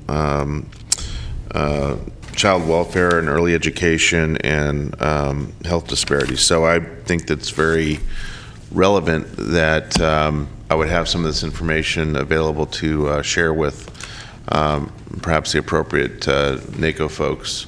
Again, I think we need to start kind of telling our story about this multifaceted effort that we've heard so much about this afternoon, and do so nationally. So I'd like to have that in hand before I leave on Wednesday. Thanks. Commissioner Jones. Thank you. I wanted to just thank staff for putting on this presentation. I thought it was just an excellent summation of all the work that has gone into a tremendous effort to reduce African American health equity disparities. And so I think it was a great job listening to the community, listening to their testimony and what they're doing. You know, it makes me very proud to be a part of that as a part of from a commissioner standpoint. So I thank you very much for doing that. Thank you for taking the time from your day and come here and tell us your story. I appreciate that. I also think that I want to just switch gears a little bit, because I think at the same time I'd urge our staff in some way to communicate. My organization, California Dental Association, has encouraged our dentists to reach out to their state or their national senators and congressmen because of the Children's Health Information Insurance Program, CHIPS. It's still not authorized. This is, provides affordable pediatric health coverage to nearly 9 million children nationwide and over 2 million children and pregnant women here in California. So CHIP coverage provides important preventive services, well baby checkups, immunizations, dental care, medical care, and this is California. They're talking about somewhere around budget deficit adding up to $1 billion in lost revenue if we don't have this. And it was supposed to be funded in September 30th, still not funded. The National Congress is still debating it, dithering with it. We have forms at the California Dental Association that we're sending to every one of our 25,000 members, asking them just to sign it, send it to their congressman, make sure they get it done. I'd encourage us, maybe with our provider list, to do the same. Sure. Can you send it to me? Sure, I'll Thank work you. with you. That'd be perfect. Commissioner Wirtz? Just to be brief, this has been a very great presentation throughout, and I really love to see the intertwined and synergistic aspects of all of these programs working together, and it's been so useful for me, and I think for our audiences, to see the level of work that gets translated into each and every one of your individual efforts, and we value that so highly. So I really appreciate that as well. I just have then a technical question about whether this document is finalized, or is this being presented today for the commission, or I know that I had made several sort of suggestions about some changes before it's finalized. We can make those changes, certainly. Okay. Commissioners may not know that how it comes together, and it looks so easy to put together a presentation like this, but the evaluation committee, and especially Commissioner Wirtz, has just been so critical in reviewing the data as it comes through, helping us all understand what it means and what the real impact is, what we're allowed to say and what we're not allowed to say, and keeping us all in line. I really do appreciate your feedback so much, and Linda's work and pulling all the different pieces together to bring this to you today. We'll definitely run the final version by evaluation committee one last time and make sure it looks good before we get Phil's copies out to him. You'll be busy the next couple of days. Yeah, we will. Just related to that, I think the presentation today did incorporate all of that, and I think it was an incredible presentation, and I really value that. Perfect. Okay, other comments from commissioners? All right. All right, if there's no further business before this commission, we are adjourned, and happy holidays to everyone. Happy holidays.